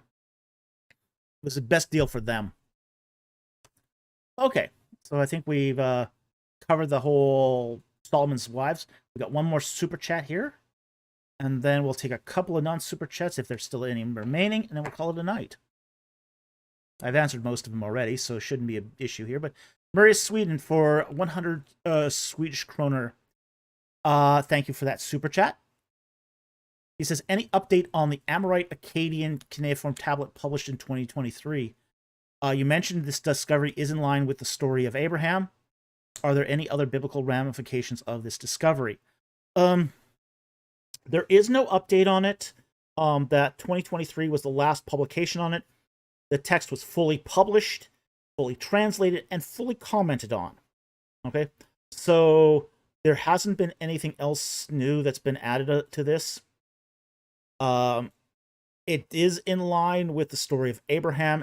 It's circa his time. It's probably about 100 years after Abraham. The biblical ramifications here is that the Amoritic is the closest cognate language that we have to Hebrew, by far. It's the closest cognate.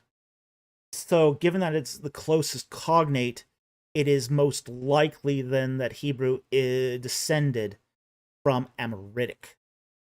Okay? Now, that has biblical ramifications in that when we see references that when God says to Israel, your father was an Amorite, your mother was a Hittite. Your mother was a hamster. Your mother smelled of elderberries? Okay. Oh, okay. Is it a Holy Grail thing? Okay.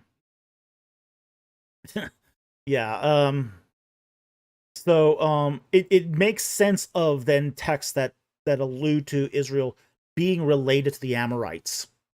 Um and again, this makes total cultural sense too, given that the Hyksos were Amorites. So Monty Python reference, nice. You can thank Mrs. Producer for that. Yeah. So the ramifications here are that the Israelites weren't Canaanites, at least not originally. They seem to have been Amorites that were traveling as Amorites do all over the place. You know, the Amorites went as far south as Babylon, on that side of Levant, and then they went the other direction, where they went as far south and west as Egypt. Now, the Amorites were originally from the northern Levant, northern Canaan, and their sort of tracking is very interesting. The Amorites moved from northern Canaan to northern Mesopotamia. Then they sort of split off into several other groups. One group went down to Babylon. One became the Hyksos. Another became the Amurru that we find in the Levant. So the Amorites got around. So when we look at then, say, Israelite DNA, and we ask, the question, well, why does Israelite DNA look so similar to Canaanite DNA? Well, the Amorites come from Canaan. From the early Bronze Age, they originate from Canaan.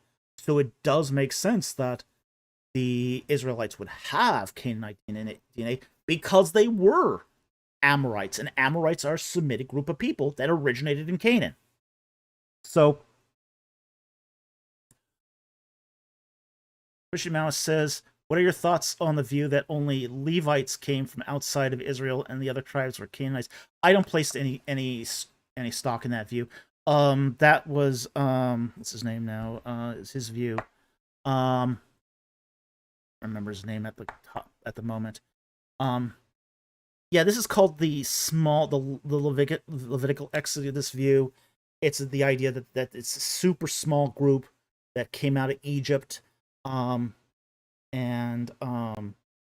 I don't buy it. I think you really need a group that's large enough to take out the Amorite cities. That's the problem with it.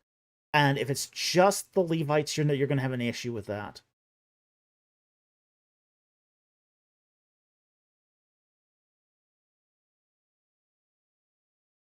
Yeah, yeah, yeah. And I just am not quite buying this idea that of the Levite hypothesis. So and the fact is too, some of the much of that Levite hypothesis is heavily contingent upon a documentary hypothesis view. I mean, why can't I remember his name at the moment? I just look. I have it in my book proposal. Give me a second.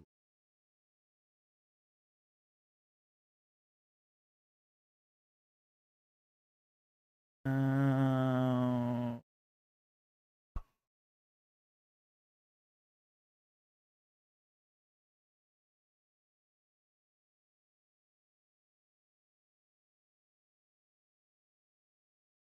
Friedman, yeah, Richard Elliott Friedman. Thank you, Christian Mouse. Um, yeah, Richard Elliott Friedman. Um, that's his view. That's his view.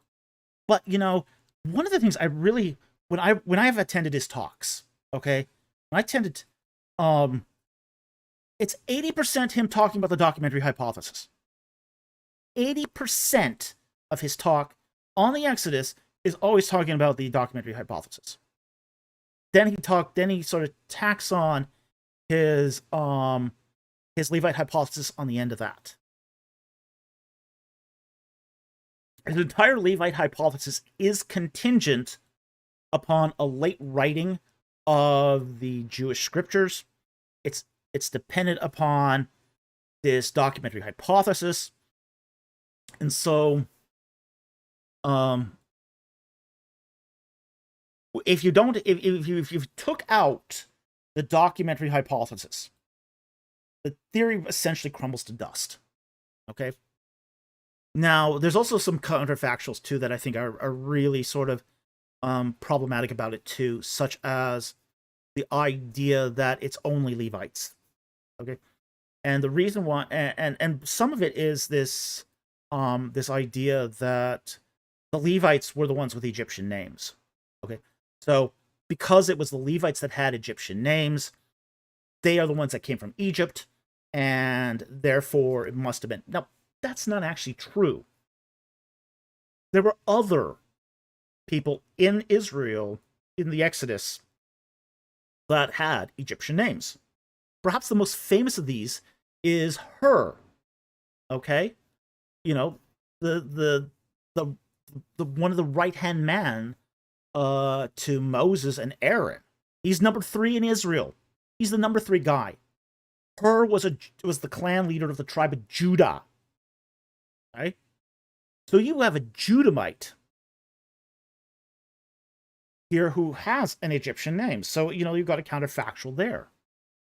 Christian Mouse says, Friedman believes the archaeology works in its favor, and I don't believe that. He says, any problems the archaeology would pose would be fixed with a small-scale exodus. Except, okay, now you've got the conquering of Amorite cities. And conquering a city is conquering a city like Hatzor. It's not something a small contingent can do. Yeah, okay, you're talking about a group that may be smaller than the Moabites, smaller than the Edomites and all that. But it's got to be large enough to take out Hatzor. Now, you might be able to take a small task force and take out Jericho with that, because Jericho wasn't a huge city. But to take out a city like Hatzor? Yeah, good luck. Good luck. You're not going to take out Hatzor with a small group of people. It isn't going to happen. Fly the drones in. Yeah. And I don't know what problems he's trying to fix here in the archaeology, because by the mid-12th century we see Israelite settlements everywhere. So again, who's living in those settlements? You got to have enough people that 50 years after the conquest, you got Israelites everywhere. So I don't think he fixes any problems with this. I think he creates them. So I just think his view is kind of rubbish. So So I hope that helps, and I hope that sort of explains kind of my position here. So yeah, you can't have both, essentially. Yeah.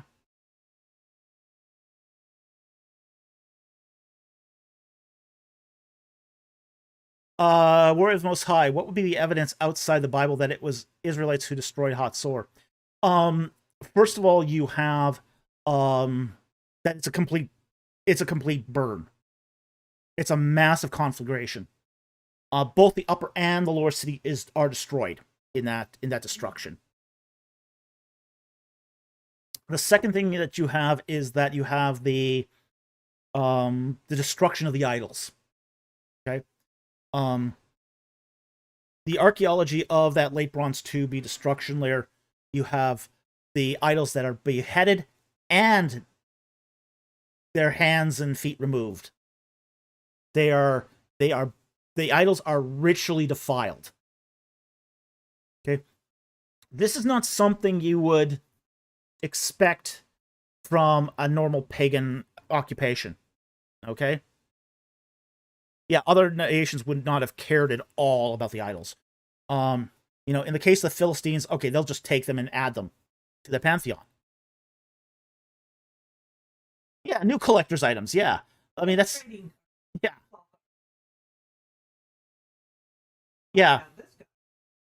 Hatzor had lots of allies too. They were part of the Amorite Confederacy, so they're not going to be predated on by by other Amorites. So what are your possibilities here? Okay, maybe the Egyptians. That's a possibility, but the Egyptians aren't going to defile pagan idols either, because they're polytheists. More gods, more gods to add to the collection. And they look good on the shelves. Yeah. They might take those gods and bring them home, but what they're going to do is they're going to take that city. They're not going to burn it to the ground, because there's no point in just completely destroying a obliterating city for an Egyptian, because you're going to want to extract tribute. The whole point of Egyptian conquest, to extract tribute.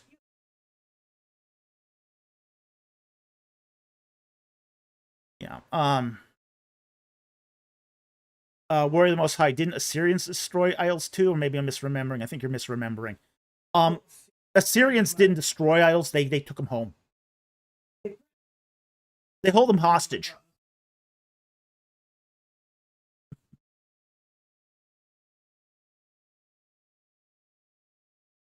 Yeah. Yeah, and frankly, this is too early for the Assyrians. Okay, this is too early for them. Assyrians at this point in time are withdrawing from Mitanni.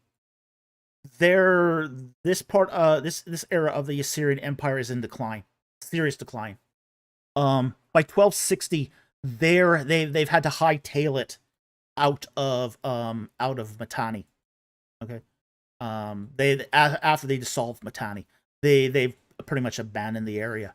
So Assyrians couldn't have been responsible for the destruction of Hatzor. They're just not there anymore. Even the Hittites have lost control. So it can't be the Hittites either. Hittites have also kind of gone to dust. So yeah, I think there's really not too many good options. Your options are essentially Israelites, Philistines, and Egyptians. Philistines didn't care about idols. Egyptians want tribute. They want money. So that's their thing. This does seem to be a complete conflagration, destruction, a harem type event. So if it's a harem type event, that in many respects sort of excludes the other possibilities. Okay, we got one more super chat here, and then I think we're pretty much done. 2 non-super chats after this. Okay, I'll take Johann Snyman's very generous super chat here of 140 South African Rand. Thank you very much for the super chat. Hi, Dr. Falk. Hello, Johann. Any advice on writing about scholarly work in such a way that lay people understand? I'm starting a blog for people in South Africa that addresses the Messianic Jewish movement that has become a huge problem here. Okay, why has it become a huge problem? That's one thing I would answer because I happen to know a little bit about Messianic Judaism. And you've got I don't understand why it's a problem, first of all. Because um I have been part of a Messianic Jewish congregation, and it's not that different than regular Christian evangelicalism, to be honest. Now, I understand there are some forms of Messianic Judaism that sort of slip into Hebrew roots. That's a problem. Is it Messianic Jewish or is this Hebrew roots? Because if it's the latter, that's a problem. Messianic Judaism is not necessarily a problem. Messianic Judaism is focused on Christ and his finished work on the cross. But again, mileage will vary as far as Messianic Jewish movements go. Sometimes it's no different than, as I say, evangelical Christian. In other cases, it's essentially Judaizing, and Judaizing is a problem. So it's going to depend what you mean here by a problem. Okay. Now, how do you take scholarly work and turn it, make it work in a way that lay people can understand it? Translate all the jargon. Translate all the jargon into really, really simple words. Simple terms. Keep your sentences simple. Keep it so that you can understand. Make sure the reading level is at I would say, a grade 3 or grade 5 comprehension level. If a teenager can understand what you're writing, you're probably on a good way. Yeah, talk to people. Yeah. Yeah. Johan says, yeah, the majority of them call them Messianic Judaizers have a lot in common with different sects of Hebrew roots and Judaizers. Yeah, okay. That's different, okay?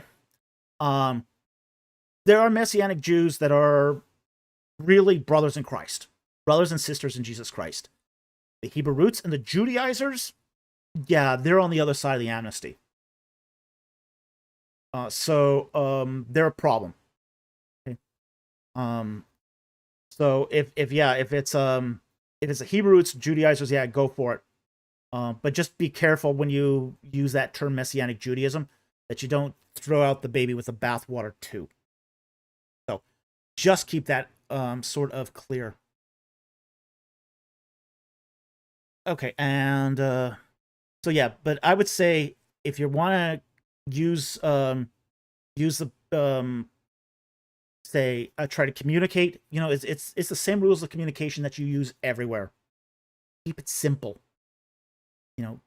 Keep jargon to a limited.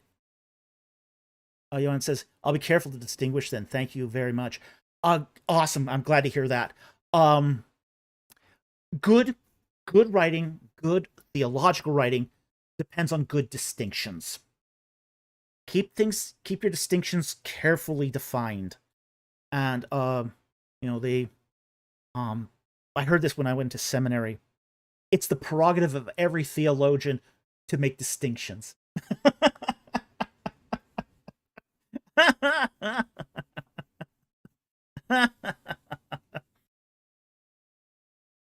Aaron Richards says, there are a lot of weird ideas and theologies in Messianic Judaism. At its core, it is the faith of observant Jewish people who love Jesus. Yeah. Yeah. And as I said, mileage will vary. There's some denominations that are just like this, where you get a spectrum of people, and not just one sort of theology can characterize them, but you get a spectrum. And it's that, I can say that about Baptists too. There's some, there's some Baptists that are just really off the deep end. And there's some Baptists that are very, very sound. Southern Baptists are generally very, very sound. Free Will Baptists are pretty much a cult.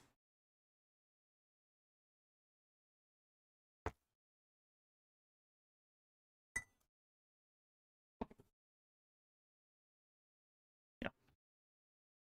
But here's the thing, when I was talking to a publisher, about my writing style, one of the things that I had said was told her was that I am a huge fan of now I can't remember his name, the author, um oh, big fan of a writer. I can't I am having problems with names tonight. Let me see. No, no, no, no, no. Old Man in the Sea. Can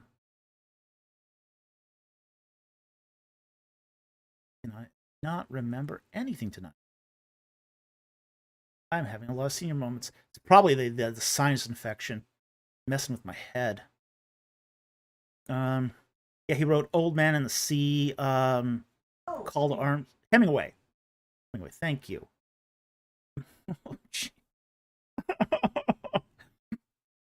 Okay. I'm a huge fan of Hemingway. Huge fan of Hemingway.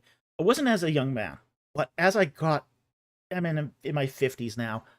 I love Hemingway.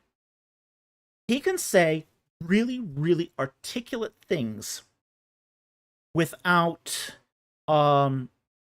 need for big words.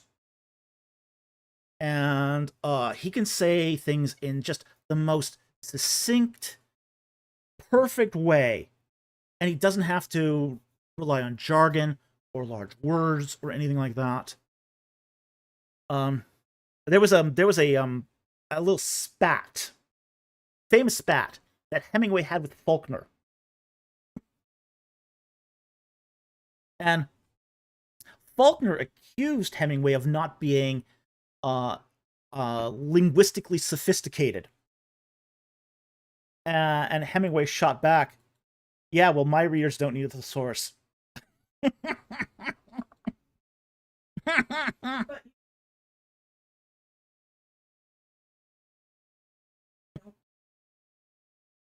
Jack Ray, just don't say Faulkner. He was a jerk, sick in the head. Well, I'm not a fan of Faulkner, okay? Mama, I was just talking with someone and they were telling me about how they can't stand Hemingway. It made me want to laugh, but I didn't. His writing's beautiful. I mean, it's beautiful in its simplicity. It's beautiful in its simplicity. That's what I really have come to appreciate about Hemingway is, yeah, the guy was messed up. Okay, the guy was messed up. But he had this craft of writing where he could take really, really complicated things and explain them in the most beautifully succinct, subtextual way. And I admire that about his writing. It's beautiful writing. And it's so simple. And the beauty of it is its simplicity. And I've tried to strive not to depend upon the thesaurus, but to just describe things in that sort of simple, easy way. Okay? Oh yeah, I mean, I do love the occasional $5 word too, Mama. Mama says, I admit I love some $5 words, but I definitely appreciate pithiness. Pithiness and simplicity is not necessarily pithy, but it is approachable.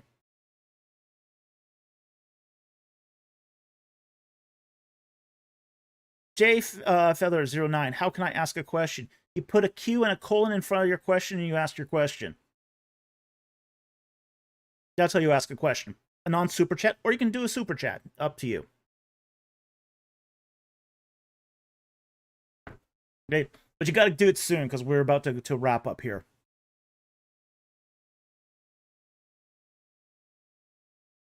But yeah, simplicity in writing is just a beautiful thing. So again, I want to remind everyone that we are my second science fiction book, as we're wrapping up here. So we're gonna do this pitch here. So our book All Stars as Angels, book 2 of the Word of Gods. This is a sequel to the Reliquary of the Dead. This book is coming out in 4 days. Okay, so that becomes published in 4 days. Some of you guys have already gotten it, and if you do read it, please leave reviews. We got a wonderful review today. Absolutely wonderful review, and actually, I'm going to read it here on Amazon. Absolutely wonderful review, and here. Great review today. And if you've read Reliquary of the Dead, you can definitely this is a funny review. Okay, I'll read it. It's really short here.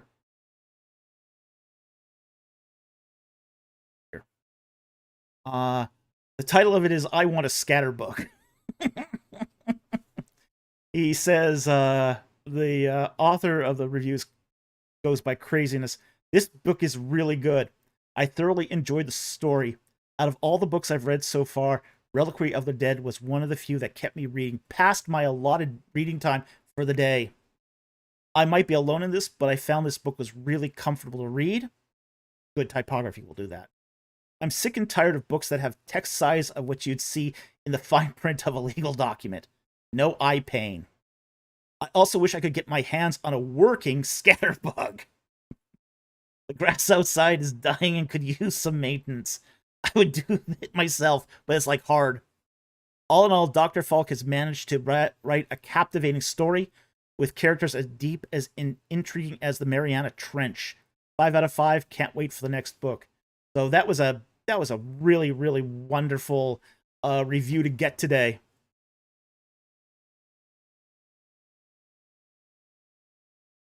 Okay, so all right, so Jay asked the question. I've recently heard of your criticism regarding the Shroud of Turin, but I have to ask, what do you think about the Manipello image? How is it created and how is it matches the Shroud?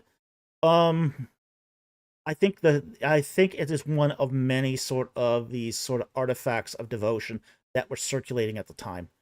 Um, it's not the only one. It's not the only one. The Shroud of Turin is one. The Manipello image is another.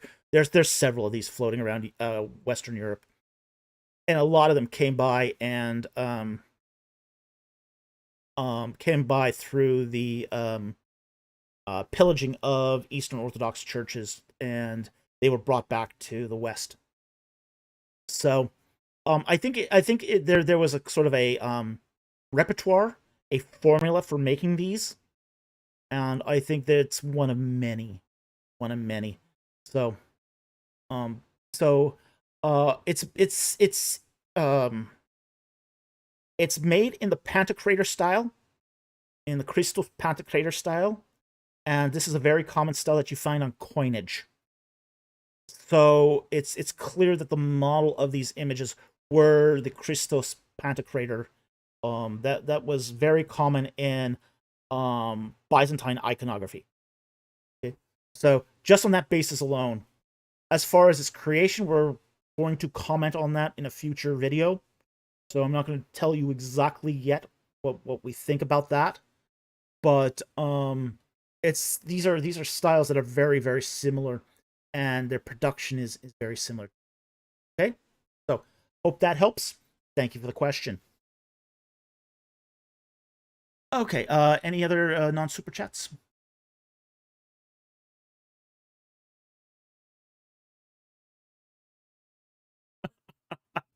How do you want me to answer that? Oh.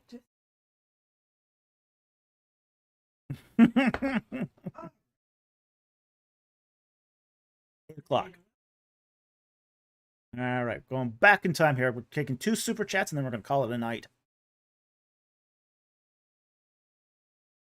Okay, let me get to 8:11 here.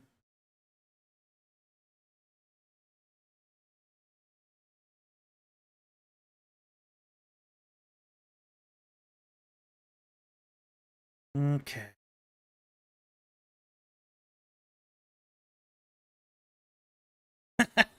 Jack Ray. Hey, Falk's side project. How to make a Turin shroud. Mama, at Jack Ray. Hey, would it really be that surprising? Didn't. Okay, this one here. Daniel Lowry. That's the one at 8:11. All right, Daniel Lowry asks, why are apologists so much worse at defending the Old Testament than the New Testament?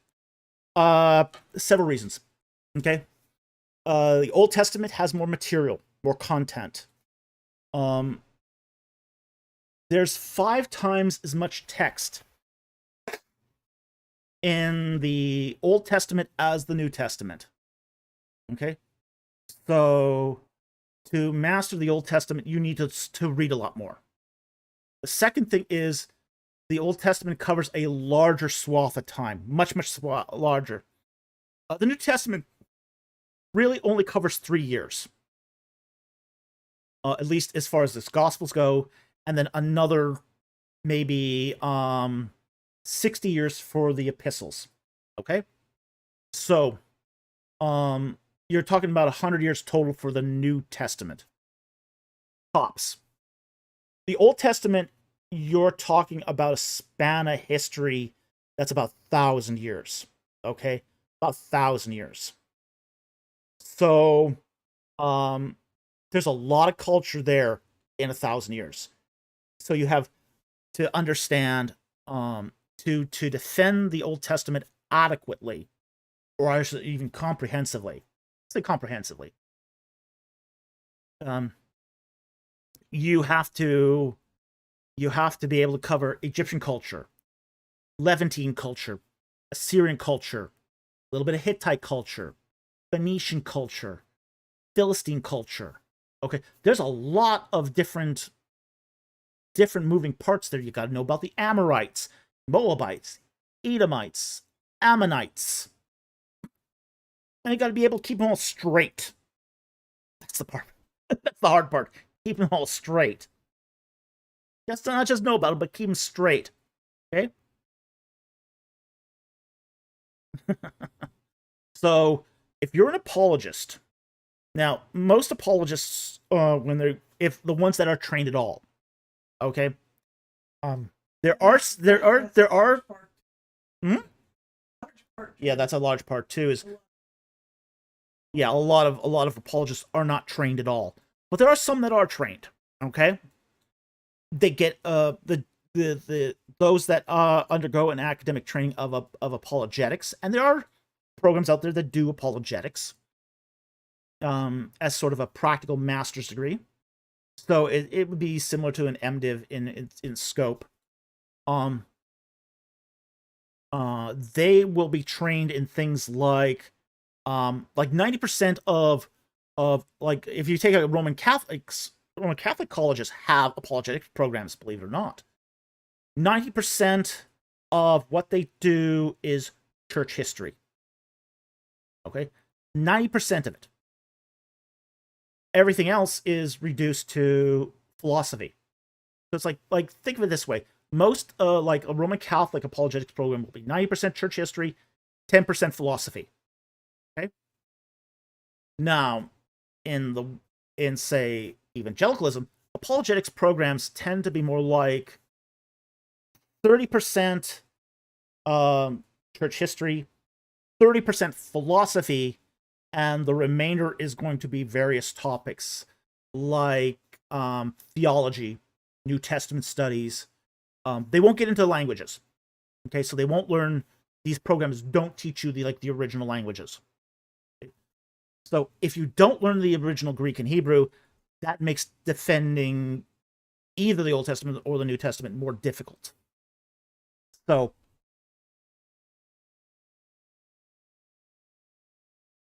But that's the fact is that the Old Testament has a lot more material, and it's much more history focused than it is, say, the defense of that material is going to be much more history focused than, say, the New Testament, where you're going to rely more on, say, church fathers, history, not history, church history,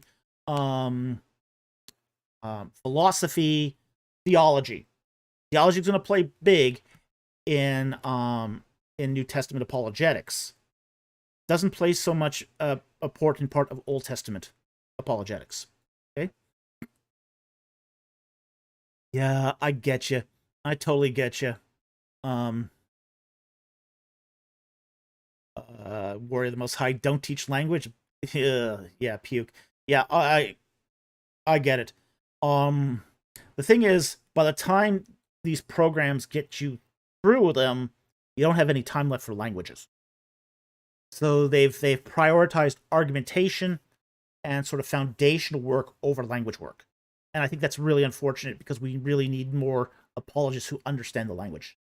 Very, very few apologists actually know the languages. And theology ultimately is a language game.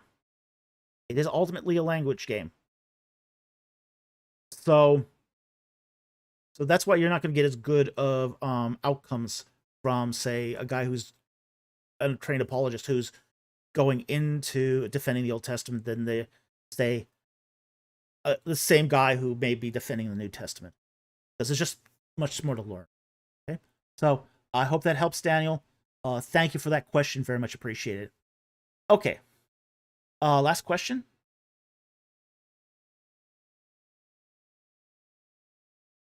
Okay.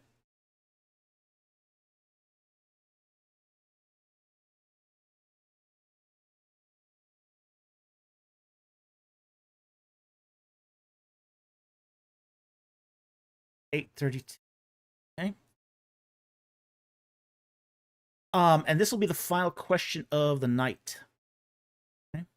And it's from Solidus1319, and he asked the question: do you think it is possible to write a horror story but also have a good Christian message in it as well? Absolutely. Okay. Let's talk about what makes a good story first. Okay. Then we can then add what makes a good Christian message. Okay. Any good story is going to depend on a few things. Okay. You need a world. You need a fictional world. Okay. This is your world building exercise. Now, don't go crazy on world building. Okay. Because tell us that through the character and all that stuff. Don't info dump us a world. Okay. But you're gonna start with a fictional world, and then you're gonna have a character. Okay. You're gonna develop your character. And then you're going to develop a theme. And the theme or premise is the rule through which your fictional world works. Okay? Now, I'll give you a heads up on a theme. This is not really a spoiler, but the theme of this book is children become like their parents. Okay? It's not really about androids. But it is about androids. Okay? Your theme is the rules under which your world operates. Okay? So, can you have a horror book that has a good fictional world, a good theme, a Christian theme, and characters? Absolutely. Absolutely. You can absolutely do this. And you do it through contrast. Okay, let's say you can write a horror about let's sort of spitball one here. That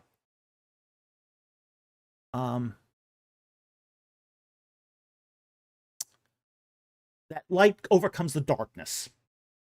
Okay, that's going to be our theme. We're going to have a fictional world, and our fictional world is going to be in a haunted house. Okay. And you're going to come up with a theme. Light overcomes the darkness. Okay? So you go into this haunted house.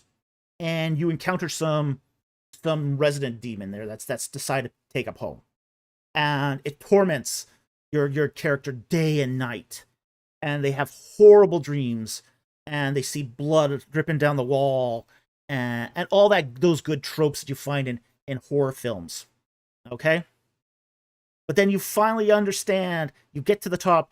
Your demon chases your main character around the house, finally, exposing himself, and then you get to the top, and you finally open the skylights, and light comes flooding in.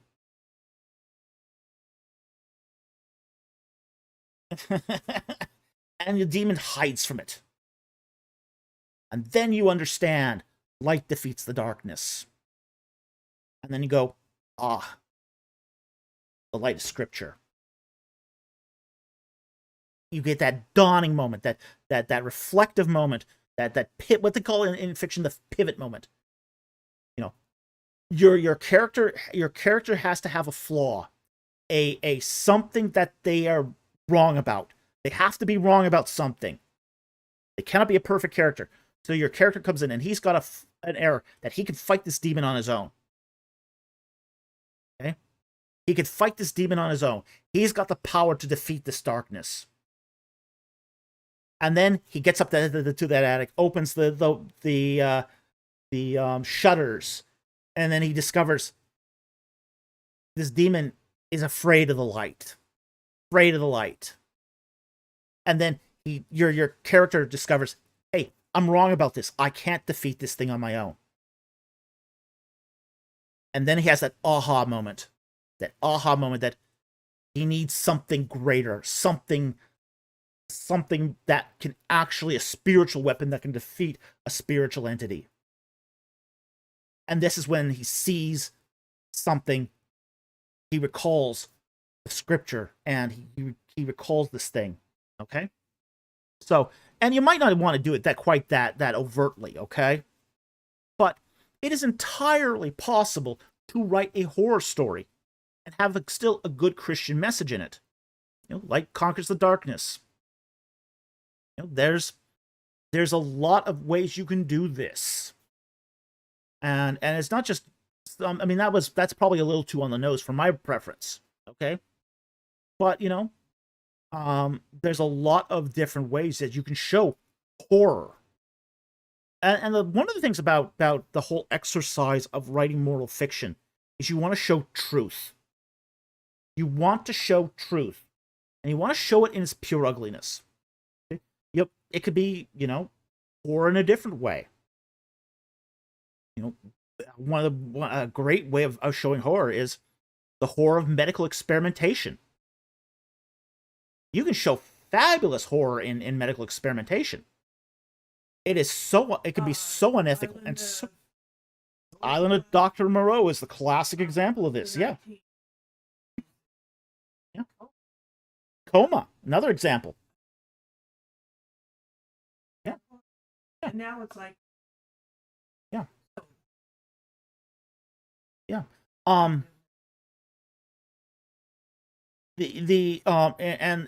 Your theme there is going to be that experimentation without restriction leads to abuse and is morally wrong.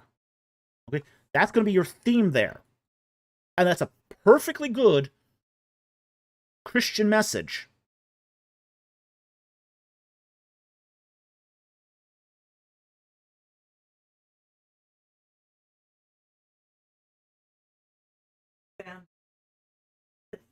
Frankenstein is the monster, not the monster. The monster's not the monster. The doctor is the monster. Yeah. Yeah. Yeah. Yeah. I mean, Dr. Frankenstein in Mary Shelley's Frankenstein, he not only created the catastrophe, the monster, he abandoned his responsibility to do the monster, to take care of the monster. So, yeah. So there's a lot of ways you can instill a Christian-themed message into your world. But the theme here is going to be the guidepost, the limits of where your world is. So in the case of, say, medical experimentation gone horribly wrong, okay, your guidepost, your theme is going to show that uncontrolled medical experimentation ends in disaster, ends in morally bad consequences. Yep. Yep. Yep. Yep.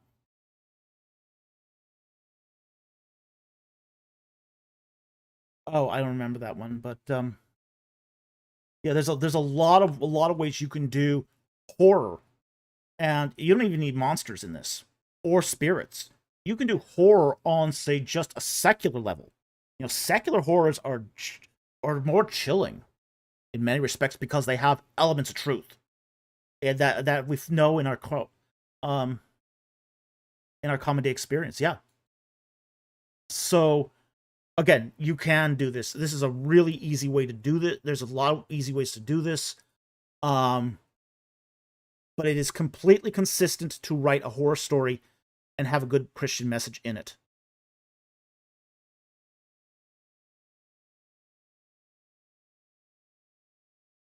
I mean, Dexter? Oh. Yeah, Dexter's a weird. I wouldn't include that. You know. But suffice it to say, though, that Christianity has engaged horror themes throughout its history. You know, frankly, a lot of the Bible, if you did it, say, even if you just wrote it as is, you know, wouldn't pass TV censors because of its horror elements. But this is how it works: is you contrast the light and the dark. You show the truth. You present it as a cautionary tale. You analyze the ethics of something.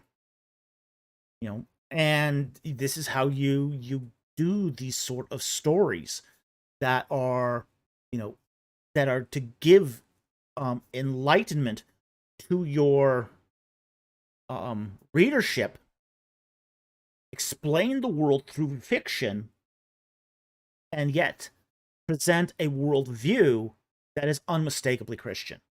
Okay? So I hope that helps. I think with that, we're going to end it here. That's the last one. Awesome. All right. So anyway, I want to thank you all for joining us tonight. I want to give a special thanks to our Super Chat supporters and to those who donate through PayPal. We really, really appreciate that. We want to thank you so very much. We also want to thank our Patreon and our YouTube subscribers. And if you're a Patreon member, you've got in the recent copy of my or a copy of my most recent peer-reviewed paper, which is currently behind a paywall. We also want to thank you guys for supporting the channel because you guys keep our equipment repaired, and we really, really are thankful for that.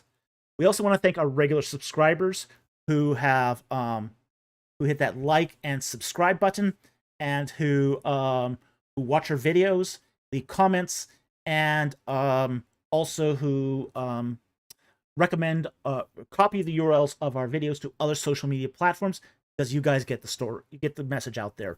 With that said, thank you very much for joining us tonight. We're glad you could be here, and we'll see you next time on Ancient Egypt and the Bible. Good night, everyone.